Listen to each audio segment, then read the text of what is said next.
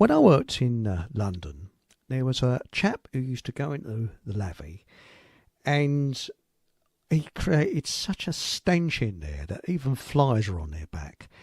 And we called him secretly the Phantom Piler, because what would happen, he would go in there and drop his guts. I mean, it smelt like something had crawled up his arse and died.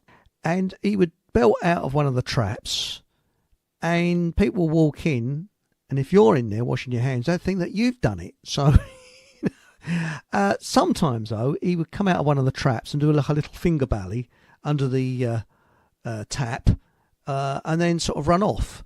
And this fella, he's one of the senior blokes. I mean, he was living on his nerves. Anyway, on with the story. It was one day in the summer. I was in the carsy washing my hands, and he was in one of the traps, and the stench, I mean, it made your eyes water, it really did. And he dived out, and as he dived out, he bashed the door open, because he was living on his nerves, this fella. And there's a fella we call Bubble. And Bubble, the reason why we called him Bubble is because he was Greek Cypriot, but he was born in England, and he had a Cockney accent and an almost identical sense of humour to myself, you see. So anyway, he almost got knocked on the nose by this bloke who's pushed the door open.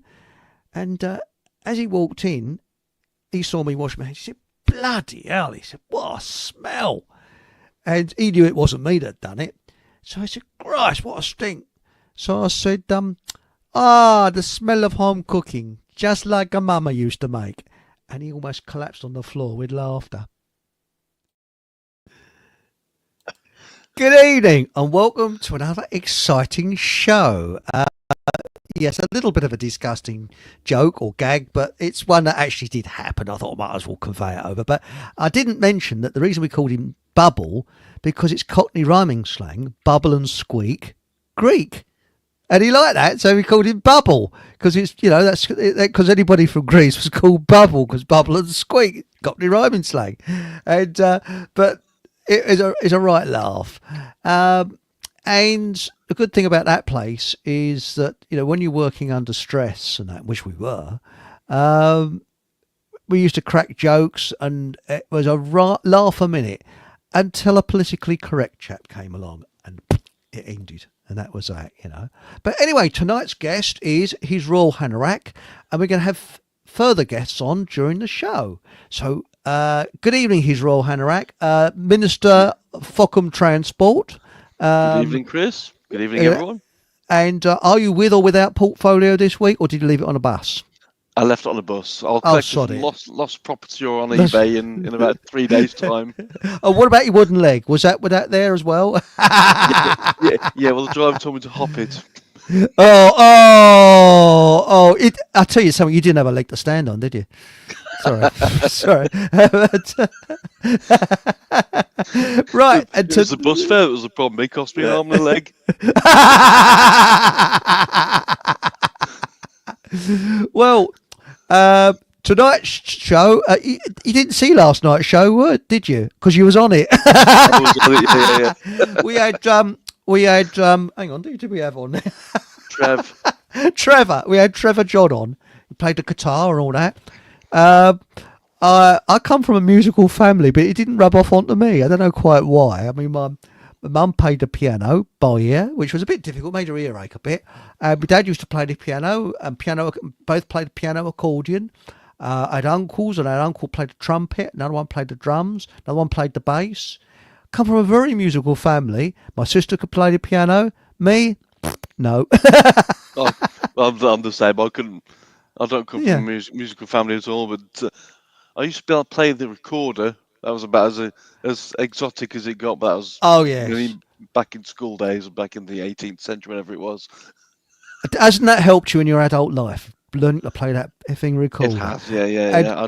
I put it on every CV, and I can play the recorder. I went to a car boot sale once. There's this prestige, really in top quality recorder there in a box, and people bought off this woman everything else but left the recorder there. And I sort of said to her, I said, "I wonder why." She said, "Yes, I can't get rid of the bloody thing. No one wants it." The thing is, though, Chris, would you want to buy a second-hand recorder having not known its history and who's, if you pardon the Ugh. description, who's blown it? Ugh. The worst is a nose flute, and you accidentally mix it up and think it's you. It's been a bit bass this week because I had a heavy cold. Right, now, so we had the order toilet review. Here we go. And first in tonight, now we got here Louise. Good evening, Louise. Wilcox. Good evening, everyone. Much love. Oh, that's very kind. And likewise, back. And she got on at 7:59. So, as the first one on, Louise, you can have, of your choice, a politician or anyone from history, dead or alive, that we can give a two-finger salute to. So it could be Churchill. It could be anybody. You just, unless it's someone we like. You see, so if it's someone we like, celebrities in there. Celebrities, yes. So here we go. Could be Cliff Richard. Hi, Cliff Richard here, or Harry Webb, as he's known. We've got Marlene. Hello, Marlene. Hey, and then we've got Marlene, Mr. Gardner. Now, again, he still hasn't told us what his occupation is. Chris hasn't, has he? So, hello, Chris. Guests and all chat. Evening, Louise. Back at you with the love. Oh, that's kind. So, can you guess? This is the competition this evening. Can you guess Chris's occupation? So there we go. And said that last week, didn't I? And that's life, but not as we know it. And he says, I thought you got banned from taking more photos in public toilet. Yeah, my case comes up next week, actually. Yes, I enjoy taking pictures in the lavvies. Well, it's funny you should say that because no, I haven't been prowling around lavvies, but I used to design toilets, especially women's toilets. So I've been in a lot of women's toilets. Officially, I'm all above board. And they called me crap out or shit house Chris. Right. Hello. I'm here. Welcome to the universe. Hello, Stephen Truth Seeker. You're here, and to prove it, you've arrived. Aunt Sally. Good evening, Aunt Sally. Paul Mohammed. Hello, Paul. And then we got here. Oh, she's answering Louise. And then we got here. Who else we got? Oh, Barefoot Forager. We can't forget Barefoot Forager. Good evening. My 7-year-old was very confused earlier about sunshine in February. Yes, I think it was a UFO. But something happened weird today. Did you find this, His Royal Hanorak? There was this brightness in the sky. I thought, what is it? Oh, it's sun. Somebody with a torch outside. I did pop out earlier on, and Adam walked down to our laundrette, which is a part of where I live. And yes, the Golden Globe was there. It was actually quite pleasant to see it. It's now gone, of course. Now, I mean, we've had at least 20 minutes of it now. So I suspect that's it for this month. That's it. Yes, we had a full half hour because we've been goody people. Yeah, but never arrives on a Saturday and a Sunday though. Do you notice? It's always right. Friday. Yeah, Friday it's there. Monday it's there. Saturday, Sunday, dull. Well, Stephen Truth Seeker has jumped in front of Louise. So I'm afraid it's first come, first serve. Says. And I would agree with this. 2 fingers up to Stephen Fry. I can't stand him either. So Stephen Fry. Yeah, definitely. To him as well. Oh, no, he might like that. Like that. Yes. Ugh. I can't, don't know what he's saying. He's not listening, is he? No, Stephen Fry. I doubt it. He's so smug. That's what gets me. That smug. Oh, I'm correct. And because I speak posh, I can speak down to people. It's all sort of. He must be about 104 now and all. In fact, you mentioned Cliff Richard earlier on. He must be getting on that. He must be in his 150 by now. Easy. He must be. Yes. So, hi everybody. I'm squeaky clean. It's Cliff Richard. I'm so squeaky clean. I haven't done anything wrong in my life. Yeah. It's like he's in the room. Mark Anthony, evening one and all, and yes, it's called GHD Sun. Good day, son. Good day. No, I don't know. We always have some smug, don't we? Beautiful day in Shropshire today. I can confirm that because we're both in Milan. You're both in Shropshire. Yeah, You're well, both in Salop. Yes. Yes. It's a strange. Why do they call it Salop? It's a Shropshire. It's Salop. That I don't know. Because Shrewsbury sometimes gets said as Shrewsbury, and sometimes as Shrewsbury depends on how posh you are. Yeah. It's a very nice part of the world, though. Very nice countryside, I think, around where you are. And Shrewsbury's very, very pleasant in the respect there's lots of independent businesses and cafes, and it's like there's no real supermarket in what's the word? Invasion there. There's some on the border. So sorry to mention trains just briefly. The Cardiff Shrewsbury line goes over the viaduct to come out of Shrewsbury station. On the left hand side, you got the supermarkets are sort of not out of town, but they're on the fringes rather than in the town itself. If that makes sense. That sounds very hoity-toity. I mean, are they posh enough to get out of the bath to do a wee and lift their little finger whilst drinking tea? I suppose they're that posh, are they? They are. That's compulsory. If you go into a cafe, you have to do that. Sorry. I don't mean get out of the bath. I mean have a cup of tea with a finger in the air. Well, hang on. Barefoot Forest says we've got a procession of planets at the moment. Really? I'll buy some tablets for that, haven't we? Have we? 7 planets line up on the 28th. Any idea what it means? Nope. Maybe just pretty night skies. I don't know. But we have Paul has arrived. Good evening, Paul. Good evening, Eric. Hi. Good evening. And also, His Royal Hanorak is on as well. Good evening, His Royal Hanorak. Hanorak. Sorry, I dropped me H's. Yes, and actually, we haven't found see, we've got to have a Ponzi title for you because we've got Fockham Minister of Transport, but we don't know what your title is. What, mine? Yes, I mean you're a big wig in Fockham. I mean, I would have thought you'd have been something like His Royal Highness or something, or I don't know. Well, I was actually filling out a job application. How about librarian? I said it's boring. Librarian. Oh, come on. I want to look after the Fockham Library. Senior librarian, at least. How about poll tax administrator? That'd be great. Oh, bloody hell. Well, the lynch mob is gathering. Ointment distribution officer. That would be quite good. Well, tonight, everybody's on tenterhooks wondering what A.T.B.O means. Now, you two gentlemen know what it means. I've forgotten. If you've told me, I've forgotten. Well, and I don't want to remember it either because it's probably vulgar and smutty. And you know how easily offended I am. Well, I know you're very sensitive like that. It's avoiding the bleeding obvious. Avoiding the bleeding obvious. Now, Mark, what's his name? Farage does it. Nigel Farage. He's brilliant at avoiding the bleeding obvious. And what I mean, I'm going to bore everybody now, and that is, you go to a politician. Nobody ever goes up to a politician and says, "What are you going to do about abolishing usury?"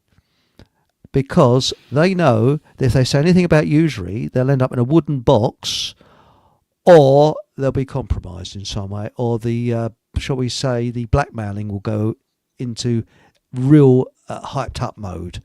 Because there's only a couple of people that survived trying to abolish usury, and that was Lloyd George, because they reckon he was threatened, and there was an American president whose name forgets me.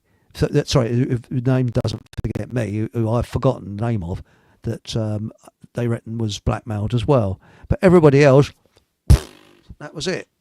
So that's the thing. If we abolished usury and rounded up the scam, the people that's running the scam, inflation would be over, unemployment would nosedive, go down, and prices wouldn't go through the roof. And, well, what would happen would be similar to what happened in 1933 in Germany, and that is it went from economic bust to boom. So I'm sure you've got something to say on that, Paul. Yeah, I'm all for it, really. I keep thinking about how you would be able to communicate any of that to the sorts of people that apparently we're supposed to communicate it to, so that they went, by golly, that's good. Let's do it tomorrow, because those people are they're not well. We've got a serious communications problem. I mean, we always have had, but it's profound. I mean, because you see, it's nothing. I don't think it's anything to do with the ideas or historical knowledge, the true knowledge. You know, most of it. I'm not saying that we're 100% accurate, but let's put it this way: we're far, far less wrong than mainstream accounts, just by virtue of the fact that we've seen both sides. So all of those things are in our favour. The one thing is that no one's going to listen to us, which is a bit of a problem, unless we nail their pelvis to a cake stand, which is always a possibility, because to get their attention. I mean, seriously, this is kind of why disputes erupt into wars, and it's always pretty bad, isn't it? It's always very, very bad, and so I completely, of course, concur. Did I read something out the other day? I did something about that.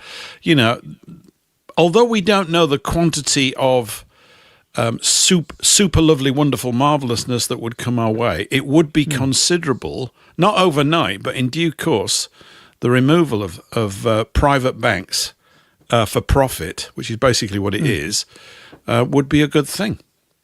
Well, yes, or let them just fritter along in their own sweet way. But we have a people's bank. I mean, you know, they could do their little investments and whatever, but similar to what Gaddafi had, where the profits came to the people.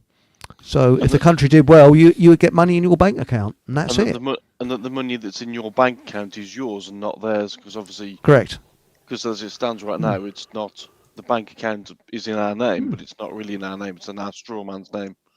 That's right. That's Mr., right. Miss, Mrs. Other. Well, 1666, a name I can't pronounce, but all to do with that act. But changing the subject slightly, Aunt Sally's coming with a good one, because we did a two-finger salute to Stephen Fry. Why is Aunt Sally not in the bath? That's what I want to know. She's got to be in the bath, right? Right. Well, I think Aunt Sally should take a camera into her bathroom immediately. No, steady on. Prove it. Come on, this is a family show. Well, I've already had my toilet joke, and I've been accused of walking around toilets taking photographs in there. So I can't even remember. That's why I was fashionably late, was to avoid the toilet joke. Let's be honest, Paul. It was the spanking you wanted. Steady. I think I'm going to be going. I'm just looking at my watch now. Says, I can't even remember what Stephen Fry is famous for, nor can I. Being smug, I think. I know he did something with Hugh Laurie, we won't go into that, years ago, but it can't have been that good, or I'd remember it. He was in Blackadder, wasn't he? When they went over the top or something. Yes. He acted the part, I have to admit, even though I don't like him as a person, I think he acted the part extremely well of that general. I think he did it perfectly. But some game show. What, Lord Melchett? Lord Melchett. Melchett. I think it was, wasn't it? when he goes in, they have a model, don't they, of how much they've advanced in that day. And he says, "Oh, what scale is this?" He says, "Full scale, sir." "What do you mean?" "This is how we've advanced. It's just a patch of grass." Yeah. That was very, very, again, I'm not that keen on Ben Elton, who wrote it. I don't like him very much, but I have to admit he did a good job of that. It was very, very well written. And they had the right characters as well, as in Rowan Atkinson. And yeah. Who was it that played Baldrick? I can't remember. Baldrick was brilliant, the whole lot. I don't think they could do a thing like that again. I don't think it could just happen. They wouldn't be allowed these days. I'm sure somebody would take offence to whatever was said. That's right. But Paul, now, supposing, shall we say Paul English, shall we say? Oh, I know. Surname like English, he can be our secret agent. It's not Paul English, secret, is it now? Everybody knows now. Well, not so secret agent, you know. Man of mystery. We don't know what you look like, though. No. This is true. Yes. Yeah, neither do I. I've been wearing a paper bag over my head for so many years, I've forgotten what I look like now. Supposing one day, so you become, well, you'd be second, because I'll be the Führer, first of all, of this country. So the first thing you do, you have to have a protective wall around you of crack SAS soldiers, tanks, bazookas, and Christ knows what to stop you being done in. But after you've done away with Usery, so right, we've done away with Usery. My plan would be to send a posse out to round up the Usery scammers. Get professionals to bring them back alive, not dead, alive. So you'd send bounty hunters out to get them. It's much cheaper than using the police because they're crap now. They don't know what they're doing. So you send bounty hunters out. So what would be your next move? Would you? You'd be probably towing all the rubber boats back, wouldn't you? I know. The next thing for me would be to take over the television systems. Excellent. Yes, good. And I don't. I mean, obviously the Bolshevik brainwashing corporation needs to be restructured. And everybody would then. I mean, it's always funny cogitating with this stuff because you see where the kickback's going to come. So if you were in this fictitious situation able to get in charge of things, and you did take over the TV, of course, everybody would then say it's a fascist dictatorship. Yes, that's good. This is what we want. Excellent. Yes, that's it. We need some proper decision making. That's good. That's excellent. But of course, it's not for forever. I do believe in, obviously, free speech, but we haven't got any. So you would need to get a platform to communicate these policies. And the next thing I would do is I would employ advertising agencies the very moment we were in and got our feet under the table to create education campaigns immediately. It's the most important thing because I think the thing about in the past, I was thinking about this the other day, when you think about people being able to lead their nation to defend themselves, like the king or the lord of the manor or whatever it was, in general, he was talking to people who actually comprehended the problem and were therefore willing to fight to defend it or to attack the enemy or whatever. They were willing to do that because they understood what the situation was. Whereas I think we face a situation where the great mass of people don't fully understand the issues. I mean, they do, and this. I'm not saying that people are stupid. That's not what I'm saying. I mean, we've got a fair share of stupid people like everybody else, but we've got an absolute ton of really bright people in this country. Of course, you tend to forget that because everything's just run by these chumps. I can't think of a good word to describe them, but you've got to get them up to speed. Like this Ukraine-Russian thing. I think the vast majority of English people that you speak to, and probably Scots, Welsh, Northern Irish, and Irish too, will probably say, "Oh yeah, Russia attacked Ukraine." But this is, of course, a complete oversimplification of the problem, as it always is, because it's got to be turned into a comic book. So if you come out with things that contradict that, they get a bit uppity. So you've got to provide information at the second level of understanding. It's only just surface level. I think it's got to be done. And everybody goes, well, I've got to learn something. If it was done right, it would be good. I'd also immediately stop all mixed race advertising. I would stop immediately. That would be outlawed. In fact, I wouldn't last more than 3 or 4 minutes probably. Oh, by the way, but changing the subject slightly, I've got a notice here saying device not connected, radio soapbox. Is it? Because no, you're coming over loud and clear. Let me just check. I know it says that. Yeah, no, I can. Yeah, you're going out live. Just leave that there. It's okay. I don't know what it is. I think sometimes it just says these things and it doesn't mean anything. Yeah, it seems to be. Everything seems to be okay, and the sound seems to be okay. So we're okay there. We're all right there. But back into chat, we've got here now. What we got here? Oh, by the way, the Kingston Whittler, he says, loves the Shrewsbury signal box. See, so there's not many people realise that. So, is it famous? It is. It's the largest mechanical signal box in Europe, and currently is a Grade 2 or some Grade 2 listed building. And is causing a lot of a big headache for Network Rail because they don't know how to. It's still got the old semaphore signals, the old style semaphore signals with a lever. And because it's a junction between the Wolverhampton Shrewsbury line and the Cardiff Manchester line, they cross over each other. Network Rail can't work out how to do with all this modern signalling how to signal Shrewsbury Station with modern signalling, because it's really quite a complex place. So at the moment, 7/4 signals are still the order of the day there. I mean, can you buy an anorak there? I mean, do they sell anoraks in the I've signal bought box? them all. I've bought them Excellent, all. excellent, excellent. That's what we like. And what about pickle sandwiches? Cheese and Have you pickle cornered the sandwiches. anorak market? Somebody Yes. cornered the anorak market. That's it. Me. This country should be the world exporter of anoraks. I think we should actually, we should be what duffel was to duffel coats. Britain for anoraks. But Eddie Paul, what's happened to the great British eccentric? I've missed them. In the 60s, 70s, 80s, we had eccentrics. Where have they gone? They've disappeared. Well, we don't have eccentrics. I think a couple are on this show. Don't look at me. And someone, Stephen Truthsenker, said, hang on. I don't know who's this voice is. He's got a smooth voice for Speaker of the House. Oh, thank you.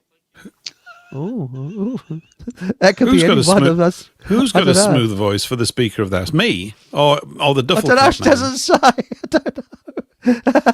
And this is what about Kitty Cat Patrol Officer? What was that for you? Your title, Kitty Cat Patrol Officer? Well, I don't think I would be suitable for the role because we did have a cat and I threw it out. So, well, you sell it at yeah. you sell it at a Chinese restaurant? No, some lady came and picked it up, and the cat was unhappy about this, but I was quite happy actually. In fact, the cat's unhappiness didn't upset me one little bit. I was just quite pleased to see it go. Years ago, we had a rabbit in the house. I was going around for some reason, when the boys were young, my wife kept buying rabbits. When I say rabbits, it's because we had this deck, and the rabbit loved going under the deck. It was actually a pretty good-natured rabbit, I think. Not that I've got much experience with rabbits. I certainly didn't have them when I was a child. Was it named that? I had toy machine guns and grenades and things, not rabbits. I had the real ones when I was a kid. Sorry. Did you? Oh, yeah, probably. Yeah. Always authenticity in your line of work, isn't it? So, and the deck, it used to go and hide in the deck. Anyway, one weekend we went up north to see my folks, and we thought, we'll just leave the rabbit in the garden. Anyway, when we came back, no rabbit. Obviously, Fox had a nice supper somewhere along the line. Oh, dear. Yeah. So we got another one, which was mad, and it went around and ate half the skirting board. And I came across a piece of skirting board that it must have eaten about 15 years ago, which I've still not repaired. And I looked at myself, shamedly, thinking, why have you not repaired that? And I thought, I don't know. I haven't repaired laziness, I suppose. Also, it's out of the eye line, but yeah. So, I wouldn't be any good at cats. Nothing to do with animals, really, unless it was tigers or something. Keeper of the Fockham Tigers. But I'm not very good at animals, really. Really, Yeah. Chris, Paul. Surely Paul would be some kind of minister for communications. He has a lovely public speaking voice. Hello, this is my public speaking voice. Hello, we're from the Ministry of Poshness. Yeah, that's right. We could do posh. We could do posh, and so what's it? Did the cat dislike you? I mean, I'm quite intrigued. I mean, did you just take a dislike to each other, or I've never liked cats. I just I don't know what. Actually, there's a better line. You remember John Peel, the late night DJ in the 70s? Spoke very boring like this, and he never changed his note, and he just carried on speaking without taking a breath, didn't he? Sorry, that's John Peel. He did. Well, he was Liverpudlian, wasn't he? So yes, and obviously very sort of passionate about all that sort of music, which in retrospect was a bit of a waste of time because most of it's not worth being passionate about at all. But when you're 14 and 15, it was pretty cool. I used to sit up and listen to the John Peel show on radio. One night, I remember there's two things that really stick out. One was the night that Elvis died.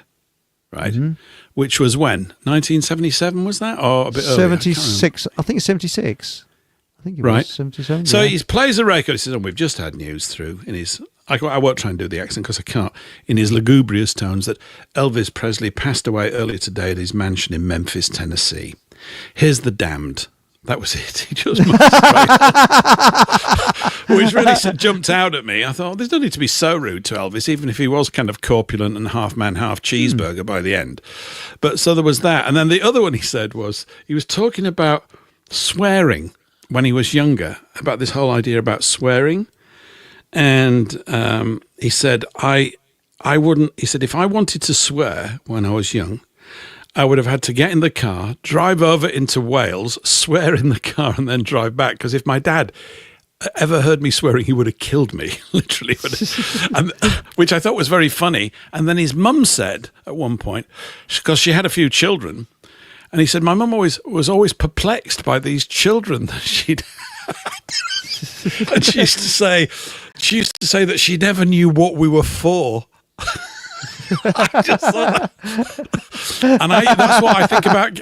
My long tenuous connection is that's what I think about cats. I don't know what they're for. What they're for.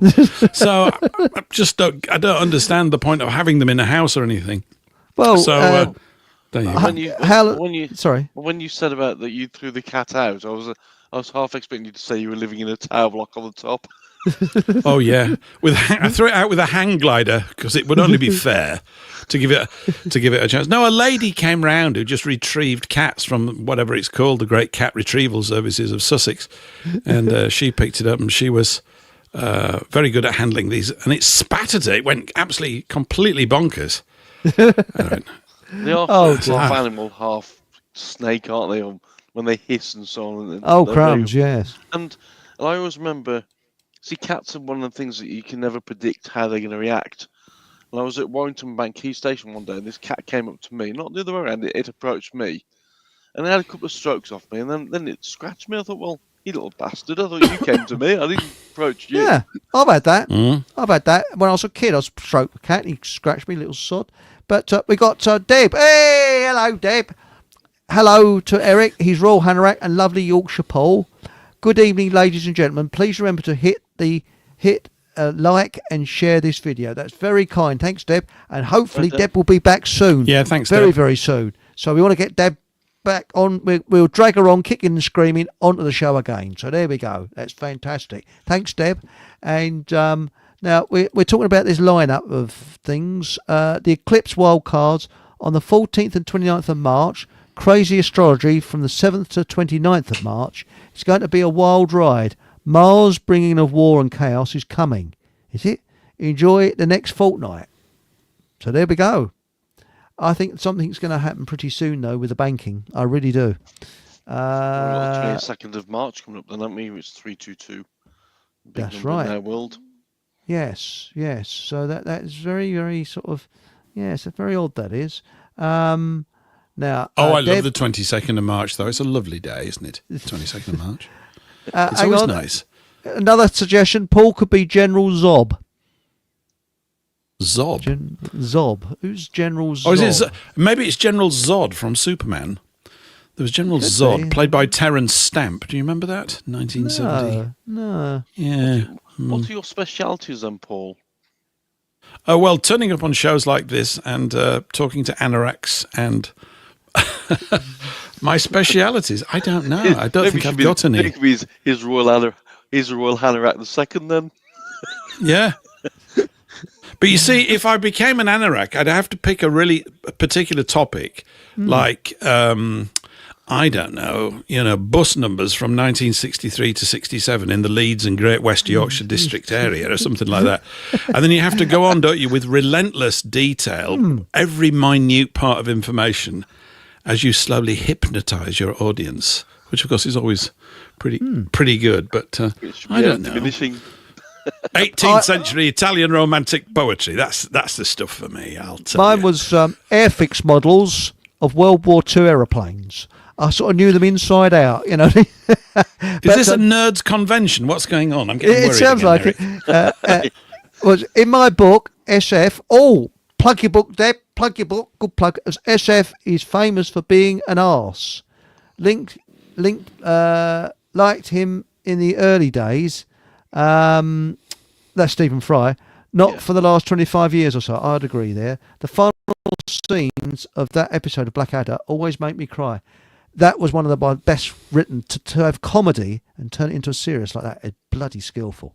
And they got it right, I think. And to freeze it at the end is perfect because they let you use your own imagination. Now, was it Quentin Crisp was one? An eccentric, that is. Yes. He's a bleeding fruit. Was it Quentin Crisp?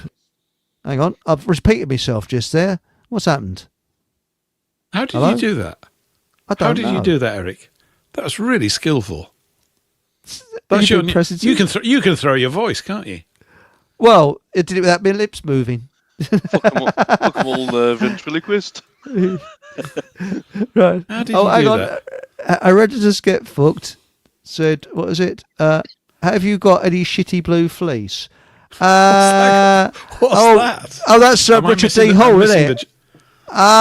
Yes, that was Andrew Johnson came on with a shitty blue fleece on his jumper. And it was a shitty colour. They didn't stop talking about it. And I'm hoping to get Andrew on soon, so don't worry, I haven't forgotten. Yes, I have. Oh, by the way, people have sent me lots of emails, Ted in particular. Sorry, mate, I haven't had a chance to reply yet, but you will get a reply when I get my bleeding finger out and start replying. So, been a bit up to my neck in it recently, so. But don't worry, I like to answer everybody's email, so it's very, very kind. So keep them coming, it's okay. Now, what would you do about the royals, Paul? When you become overall Führer of this country? I'd abolish them. Okay. Because they're just money grabbing scroungers, aren't they? Let's be honest. Yeah. And, Norman invaders. You mustn't, you must believe in climate change whilst I fly around in my private jet, and you can't keep using your diesel car while I'm driving around in this Land Rover. And we don't need them. Yes. Now the thing is, what would you do, Paul? Would you tell them to go back to Normandy, where they come from, where their ancestors came from, or? Well, I'd try and find one first. See if we could actually locate somebody. Was right. Mm-hmm. I'm actually not against a monarch, I have to tell you, for the simple reason that they are supposed to, are they not, act as some kind of a guarantee against the sovereign rights of the individuals, us. But they may, you see, my concern about monarchy is not necessarily that it's great, it's what tends to replace it, which is this thing called democracy, which I'm extremely disgruntled by. In fact, my gruntled has never been more dissed, to be quite honest. So I'm not impressed with democracy. It produces this extremely expensive form of government where you've now got 650 imbeciles as opposed to one. So I actually thought from a sort of staffing point of view, a management point of view, the idea of a monarchy is better. But the idea of letting one chap or chapess manage the country directly, of course, is not possible in this day and age. Although I suppose they could just get the world's greatest AI and just go, well, we called it Jeeves or something, and it just manages everybody's affairs. But I'm not per se against the idea of monarchy. I'm not. I'm not pushing it either. It's just that I look at what tends to replace it, and I'm far less impressed with that, because it just becomes a sort of haven for gangs, political gangs, really. And that's kind of what we've been cursed with. And, I'm still a bit cross that they chopped Charles I's head off. It's not that I would have been a fan. I think he was a bit of an arse, right? But, and to some degree, his arrogance and haughtiness brought it on. However, no man deserves to have his head chopped off. Not for that. And you look at what happened across. So I'm interested in the history of it, why they all got slaughtered from the English, across Europe, from the English Civil War on, and why we still managed to retain one, although, of course, it is a complete monkeyed version because William of Orange was Dutch when he came in with the Glorious Revolution, which wasn't glorious at all. They've just done all their sort of, spin on the whole thing. But Charles, of course, is unsuitable. The other thing that's very interesting as well is Greg Hallett's work with regards to the fact that they're all batards. I don't know if you know about this word, B''tard, batards. It's a posh way. Royal bastards is what it means. Yeah, it's the royal bastards. If they're royal, they're known as batards, but it's really bastard. Aye. And what about batards? I like Barefoot Forager. Can we not have a week each as royalty, pro rata, timeshare on a monarchy? Now that's an interesting idea, isn't it? So you could actually have a timeshare, so you'd be a week as a monarch if you wanted to be. So King for a week.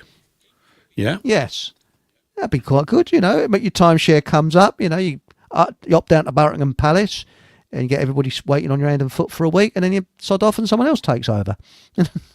It'd be difficult trying to get back to normality after that, though, wouldn't it? Yeah, it would. It'd be a bit tricky, wouldn't it?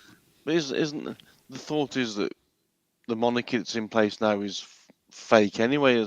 They are. Wasn't there some stone they're supposed to swear on, and that stone was stolen quite a few years ago? That's right. Before Lizzie was in.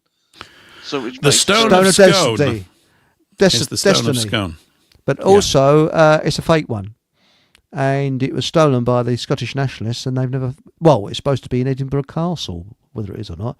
But it's come all the way from the Middle East, hasn't it? From, I believe, Jerusalem. It purports to be the stone upon which Jacob rested his head when he saw the ladder, when he fell asleep. So that's quite an interesting one. But really, the monarchy really... their ancestors are all Norman, and the Normans stole everything off the English and enslaved us and introduced serfism. So really, the last king is buried just up the road to me, called Harold. With his They're quite tough, those Normans, though, you know. They're tough bastards, yeah. Well, they bloody well were, you know. I've just been reading about... I've got this book. Is it Richard Stark? I've probably got his name wrong, which is a terrible thing. Richard called Stark.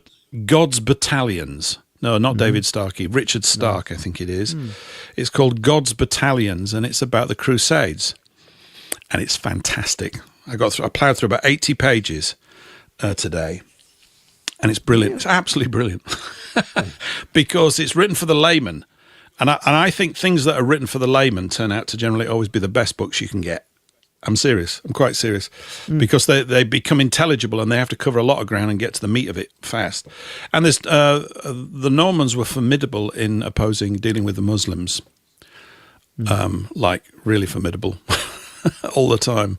So just thought I'd mention. Well, the Crusades. We can't help it. It's a bit late. It's funny you mentioned that because I was thinking about it today. I mean, we mentioned, obviously, after the Battle of Hastings, they just left the dead in the field for 100 years. You mentioned that, didn't you? That's right, yeah. And sending out all these, these were tough times. I mean, it's really easy for us to judge from 1,000 years ago. I mean, I'm still rather appalled by all that.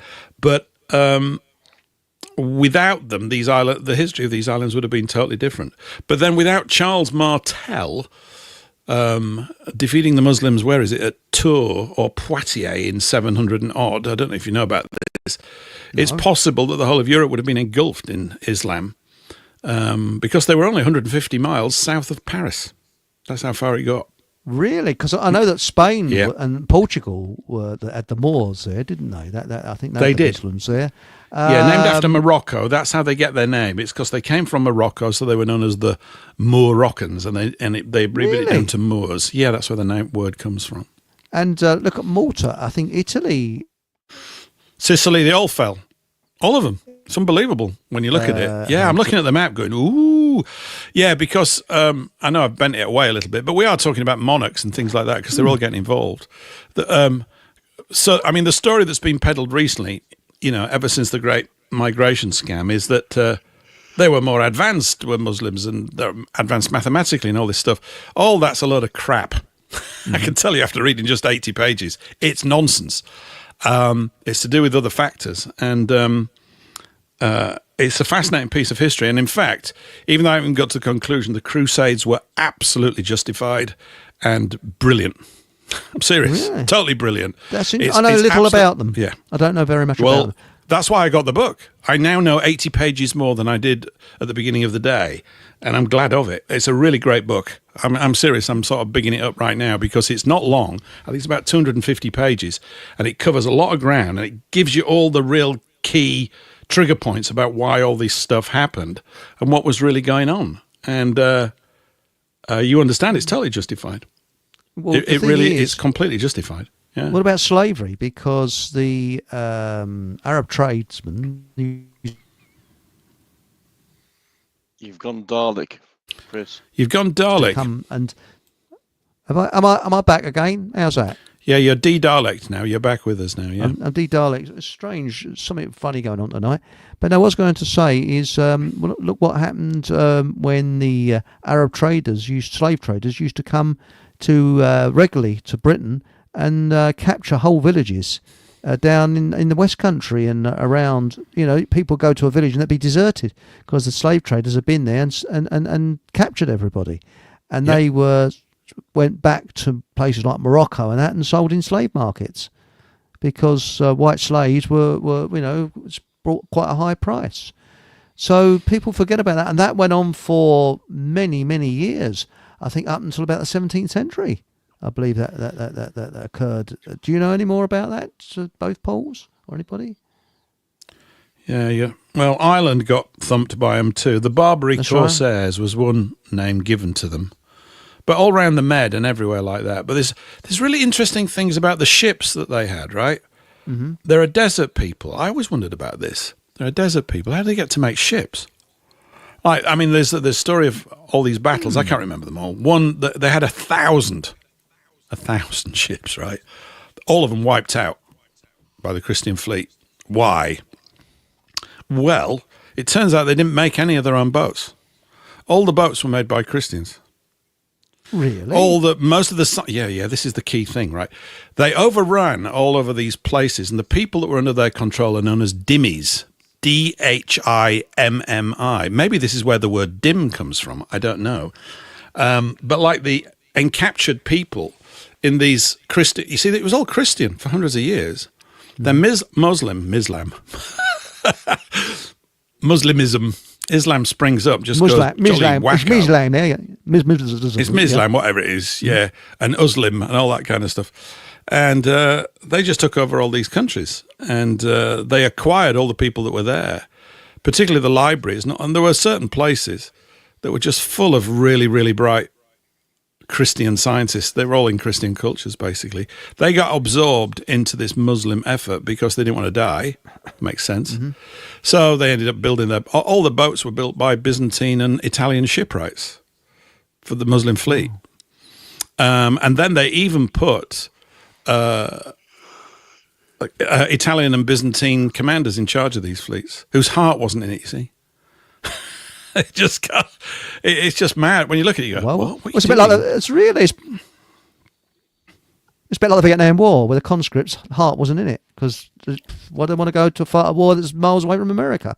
And I suppose it's a similar situation. Yeah, and where they were set up to fail, just like in Korea. Yeah, yes. And we got here Barefoot Forager and the slaughter of the beautiful Cathars during Crusades. So he's brought up that's interesting. What about the Cathars? Don't know much about them. I don't really know much about them.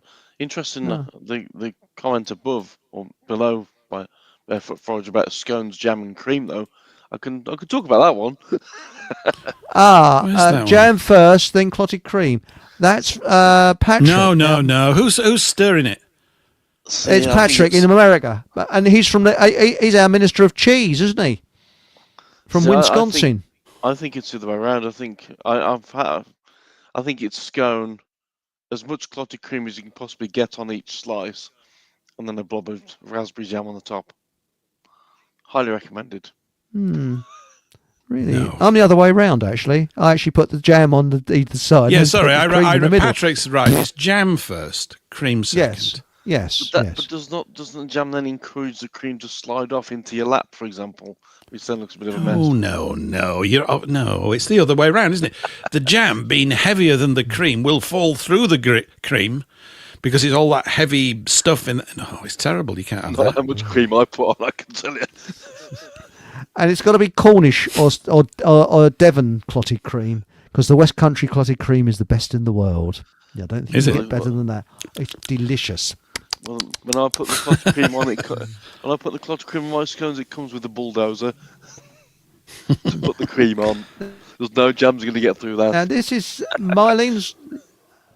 Well, I wonder if this is why the Cathars disappear, because it says yes, the Cathars' ancient spiritual wisdom was sacrificed.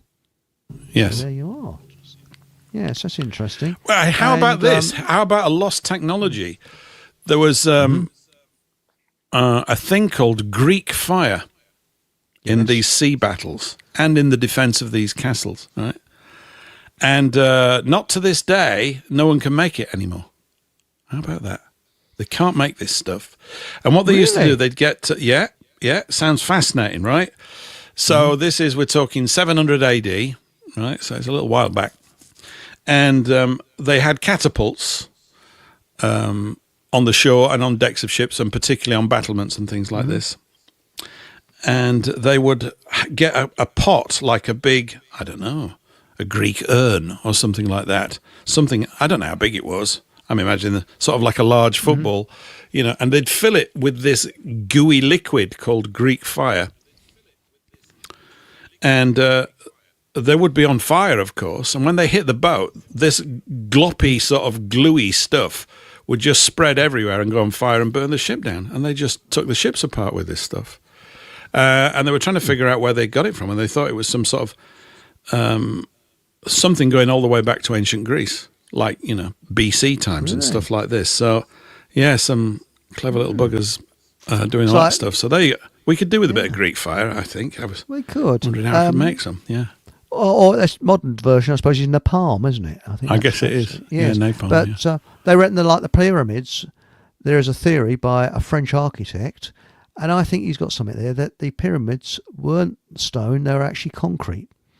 They knew how to make a concrete like stone, and it's all poured. And, there seems to be lots of evidence for that. So this idea that they were lifting loads and loads of stones, yes, there are some places where they have found stones, that quarries and things like that, but most of the pyramids look as if they've been cast. And given how accurately they're cut as well, I mean, that's right. How would they have cut it with a hacksaw and made it perfectly straight? And, Yes. But I know we talk about this subject a lot, but we don't build anything like that these days, do we? Nothing. No. It's just a Meccano set with some crap stuck on the outside, completely characterless. Well, if you want to look at characterless, near where I live, there's a Google building going up. And next time I go by bike down at the local town, I'm going to take a picture of it. It looks like, what does it look like? I would say a secret air base. It's horrible. Buildings that are grey and green. I mean, they couldn't have picked worse. Grey and green, and there's no windows in them. So God knows what's going on there. Now, Paul Mohammed said, history is a lie. It's all made up. His story, yes. Yes. Well, we're making it up, aren't we? But somebody's going to make up something, so why not make up some good stuff? But, yeah. Now, what's that quote from Henry Ford? Henry Ford says that history is bunk. That was his. Napoleon's was, history is a set of lies agreed upon. Didn't he say something like that? That's right. Yeah. And was it history books are written by the victors? So now, when does history begin then? When does it? I mean, you know what we were talking about 35 seconds ago? Yeah. Is that now history then? Yes. And somebody says here, I'm sure the Cathars are the incarnation of the Essenes? The Essenes, yeah. And them and all. I don't know. I'm more modern history, not sort of ancient or whole, anything before the Industrial Revolution. I'm a bit iffy about, but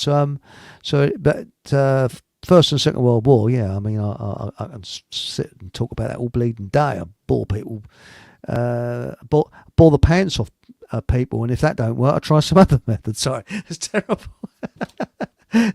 No, actually, sorry, I bore the knickers off. Well, it's ladies. Monday, and if that don't work, can I bring it? Can I drag us back to architecture? Can I drag us back to architecture? Certainly, yes. Bring us back to architecture. So yeah, I caught a program yesterday. Was it yesterday?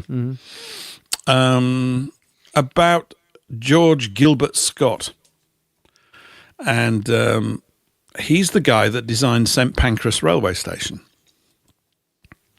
Ooh. And he also designed the Albert Memorial for Queen Victoria.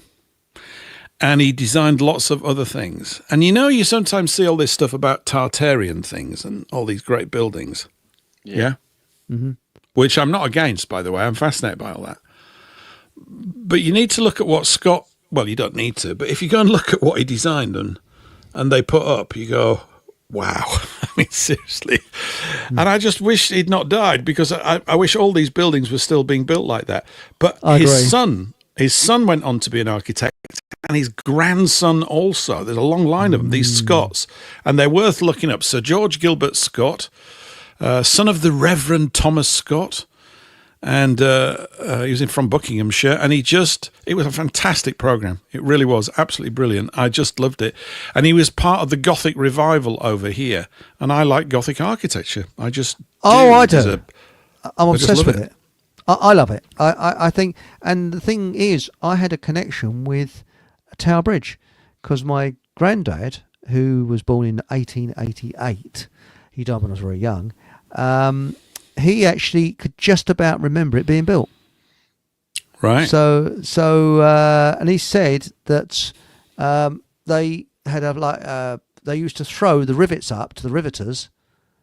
And they used to catch them, the riveters, and go bash straight into the riveting sort of areas where they rivet. That's a skill that's been lost. But you think health and safety, they never allow that today. But I think that one of the most beautiful bridges is Tower Bridge. It's fantastic. Yeah, it's fantastic. You know that thing, let's make Britain Gothic again. I've decided I quite like that one. Yeah, well, let's make it Gothic again. I'm making my garden a bit Gothic because seriously, I just do like the artistry of Gothic. Some people say it's a bit macabre. No, I don't think so. Because when you look at the Victorians, I think Art Nouveau is the ultimate in architecture. It's ultimate. If you go to Belgium, there's still a lot of Art Nouveau around there, and it's just beautiful. It looks like nature, as if you planted a seed in the ground, and these buildings grew. They mix with nature perfectly. And then in 1914, with the coming of the First World War, it all went, excuse my language, tits up. Art Nouveau lasted longer in America. It lasted to about 1927. But it's just fantastic. So I have a thought on this. I know Paul's at St Pancras railway station, and I get sometimes I think these buildings are a lot older than we think they are, and they've been repurposed as a railway station. In the case of St Pancras, they seem to be completely alien to the world we see now. I mean, the station down here where I live is literally made of cardboard. It might as well be for how glamorous and how the structure. It's just basically all squares, and that's right. You just think, well, with all the technology we've got now, and that's as good as we can get or build. Well, I could not watch the Sterling Prize on television when I had a television because I felt like throwing a brick at the screen. Because they did this, was it a Sterling Award? Now, I've been in meetings where I'll get these plonkers looking at things that look like boxes going, oh yes, and it's aesthetically pleasing, and using all these big highfalutin words and things. What won it one year was you saw these beautiful Scottish hills, glens, there's a beautiful lake, and someone had gone and shoved what looked like a giant shoebox on the side of this lake, which was a waiting room for people to wait to go onto a ferry. It looked, excuse my language, it was an abortion. It looked horrendous. And it won an award for architecture. It's just a square box. And it's the King's New Clothes. That's all it is. And when you go into architects' offices, you get that a lot, the King's New Clothes. And I won't repeat it again, but I was actually thrown out of a meeting. I was actually thrown out of a contract because I was so fed up. But I won't go on to that again because I've mentioned it 1,000 times. But they was looking at London Wall, how they can improve it. So I suggested there was a building that I wanted to do up, and they're going on and on and on. And I said Blaster Bates with a lorry load of TNT would make a vast improvement. Get out! That was the last that I saw on that contract. But luckily I had another one to go to, you know. But well, looking at the comments, Herodus, Fruct is right. Everything's built to fail, and I agree with that. I think that's in everything, not just buildings or transport. Everything is built to fail, isn't it? It's not like years ago, but where things were built to last. I mean, look at things like the Forth Railway Bridge, for example. I mean, I know they paint it from one end to the other every year, but that wasn't built to fail. It was built to stand there for thousands of years. And look at the Eiffel Tower. that was actually built for an exhibition to be knocked down afterwards, and they didn't knock it down; they left it there. Yeah, and it's still there. Mind you, they have to replace vast sections of it because it's rusting away like buggery. But that is the thing. We've talked before about that awful building in Hammersmith, built by Goldfinger, and that is the most atrocious piece of, and it's grade. Is it grade 2 listed? Listed? I'd list it as crap. And I can't. Earmarked for demolition. Yes, that's what we. It just needs demolishing. Yeah. Yes, that will be the great thing that we have to do, of rebuilding of Britain, the demolishing of these shit buildings. I mean, I'm just going back to where we were at the beginning of the show. If you put me in charge, I'd probably not be able to get anything done because I'd be running around with dynamite blowing up places like the Shard and things like this. Oh, yes. Whether there were people in it or not. You've got an hour to get out. I'm not waiting. I can't look at it any longer. It's disgusting. Yes. Perfect. That's what. Get out. Excellent. Minister of Demolition. That's what you be. Fockham's Minister of Demolition. What about architectural? Bates. The Blaster Bates of Fockham Hall. Also, that sculptures such as the eyesore of the North. That is absolutely awful. I'd send that into bleeding orbit. That thing. But it mind can you, be melted down and turned into teaspoons. What's it made out of? That's all it's fit for. Scrap iron, isn't it, by looks of things. Nice hanging section though. Wouldn't it be lovely? You could do about 10 MPs off of each arm. What we should do is get the names and addresses of the Muppets that have designed this and the artists, and just write to them and make them cry. Any chance you could burn your entire output because it's all shite, all of it. It's like in Birmingham. Do you remember the old concrete library that was? And don't get me wrong, it did look like a prison. Don't get me wrong, it did. Yeah. And then they demolished that in 2011, 2012 to make way for the new tram system, and then built this alternative library, which looks it's basically gold and silver with some how's best described, some lattice work on the outside of it. It looks no better. I think it looks like a wedding cake. Just What about the Scottish Parliament building? That is unbelievably awful. It is vile. I'll tell you another one. Now, what about Buckingham Palace? That's an older building, but that looks crap as well. I don't like that. What's your view about Buckingham Palace, Paul? Well, if you put me in as king, I wouldn't mind. It's quite big. I'd throw some pretty good parties, Yes, I suppose if there's a budget for being king, that'd be all right, wouldn't it? I'm bracing myself here, Eric, because I've gone and looked for the Scottish Parliament building. Yes. Yes. You've got to reappreciate I can see the now awfulness. where they're not going to be very good at doing Parliament in a place like that. Yes. You're not going to be able to think straight if you actually walk into such a hideous toilet bowl of a building. That's just ridiculous. I know. It looks like a sort of a West Indies large public toilet after a hurricane's hit it, doesn't it? The really? modern Scottish Parliament building, modern crossed out crap, same thing. It's absolute junk. It is. It's just total junk. Blow it up. With or without the politicians inside, blow it up immediately. Yes. I'd have to do that. We'd have to declare war on all these hideous buildings and just start blowing them up. You've got a month to get out, and it's just going to get blown up. Lloyd's of London. About Lloyd's of London with the actual lifts on the outside. Yeah. And Norman Foster should be stripped naked and beaten with birch twigs through the streets of London. He might enjoy that sort of thing. If I was king, I don't know. Would. Yes. It's well, actually, that Norman Foster building is a bit like the smells you get in the City of London on a hot summer's day, because you know that it's got a combined sewage system, and if it doesn't rain for a few weeks, it really pongs high heaven. I know, because I think you'd have to say that Bazalgette's sewage system for London is a much more admirable piece of design work, isn't it? I mean, literally, it is. Oh, my hero! Stunning. Yeah. That man is my hero. He saved thousands, millions of lives. We don't know how many lives he saved. Why isn't there statues to him? That man was a genius. He's a marvellous man. He saved the maybe there lives. is. Yeah, but Maybe there is a statue to him. Yes, Bazalgette. But nobody... Joseph Bazalgette. What a name as well. I know. It's just, They had a sort by of golly, he walrus had some moustache. whiskers on him as well. I'm just looking Yeah. at him. Those are fantastic whiskers. Yeah. Yeah. Yes. Brunel, I never really went much on. He just looked like a little sort of nothing much man. He was French as well, Brunel, wasn't he? I don't think he's English. Well, can I add 2 stations to this list of places to get rid of? Because one of them Yes. is the New Street Station. Yes. They revamped that a few years ago as Grand Central. And yes, the top bit looks quite nice once you've exited it.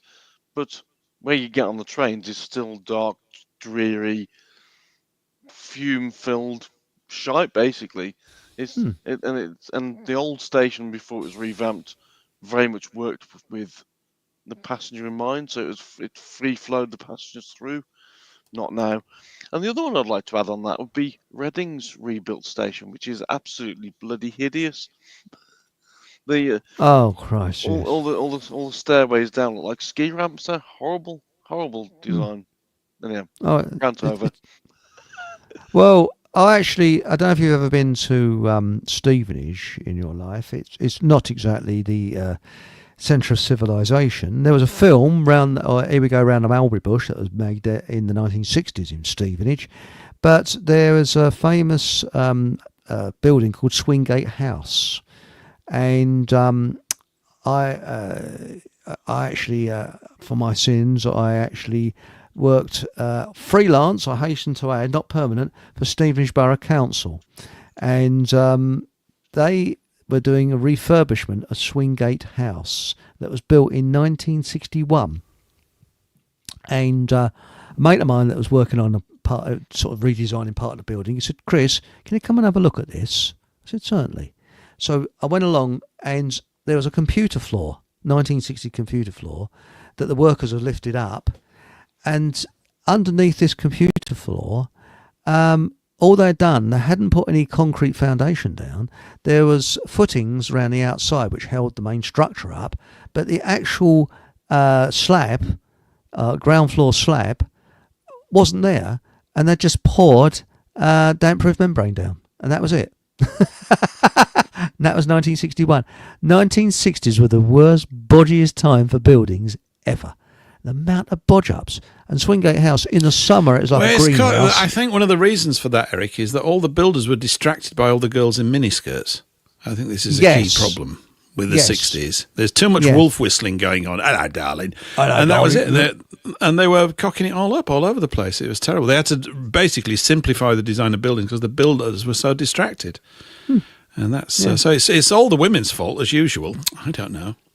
And we've got here, lies are buried in libraries. This is Paul Mohammed. And people read books that are kept there. Very good. Excellent. Now, it says, reminds me, no toilets in those big old buildings. Yes, they need Crap House Chris Meat to come along and design a couple of crap houses there. Now, Barefoot Forager says not enough wolf whistling nowadays. I know, they are sad agree. times. They're great. Yes. A bit of cheeky interaction in that way was never meant with any harm. It was just, and hopefully the girls would blush just a little bit, but secretly loved it at the same time. That's what, of course, some of the guys could get a bit lewd, couldn't they? But yeah. But it's all polite, Fantastic. wasn't it? It's all very, very polite. And what's I wrong? say, darling, you look rather splendid this morning, Yeah, said your very local nice. builder. Yes. That was Harry Enfield, wasn't it? And the other bloke used to sort of speak very posh, didn't they? Hello, darling. Paul Whitehouse. Paul Whitehouse. Yeah. And then they'd turn around and speak very posh to each other, Yeah. But no, I think that's what's happened. Women have been degraded, and that moves us swiftly on to this Thursday show on your channel. Where we're going to be degrading women even more? Is that what you're suggesting? Well, you're going to be talking to Monica Schaefer. Yeah, Monica should hopefully be here this Thursday, and we're going to talk about why women shouldn't have the vote. If I can think of something even more hellishly provocative, I will. It's meant not tongue-in-cheek. It's meant literally to stir it intentionally. But I'm not trolling either, because I think there's some really serious points at the bottom of it. I do. Some devastating bits of information, actually, about the whole thing. And we're all in this together, of course. It's not a either-or situation. It really isn't so. Women have been degraded. I think women have been turned into... Well, they literally have been degraded because men did respect women at one time. And I think that respect has gone. But I think the problem is that's been part of the agenda with the government as well, in that we've got this where women need to be afraid of blokes, and the whole agenda that's been going on to try and separate us all. And do you know what I'm getting at? Where where they'll talk about like domestic violence, for example, towards women and blaming men, and I'm sure it works both ways. I'm sure there's domestic violence from women to blokes as well. Yeah. And that sort of thing. It's to try and divide us all, and that's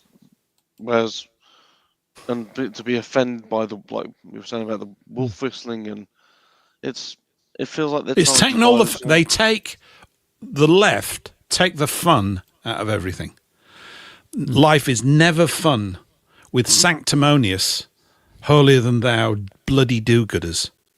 They're absolutely the most boring. I mean, they're tedious. They have no sense of humour. You're not allowed to have a sense of humour because someone might get offended. That's the whole bloody point.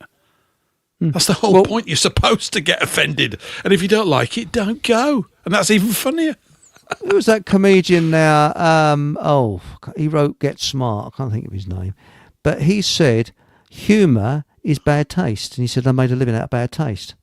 And it's true. Humour is bad taste. It is.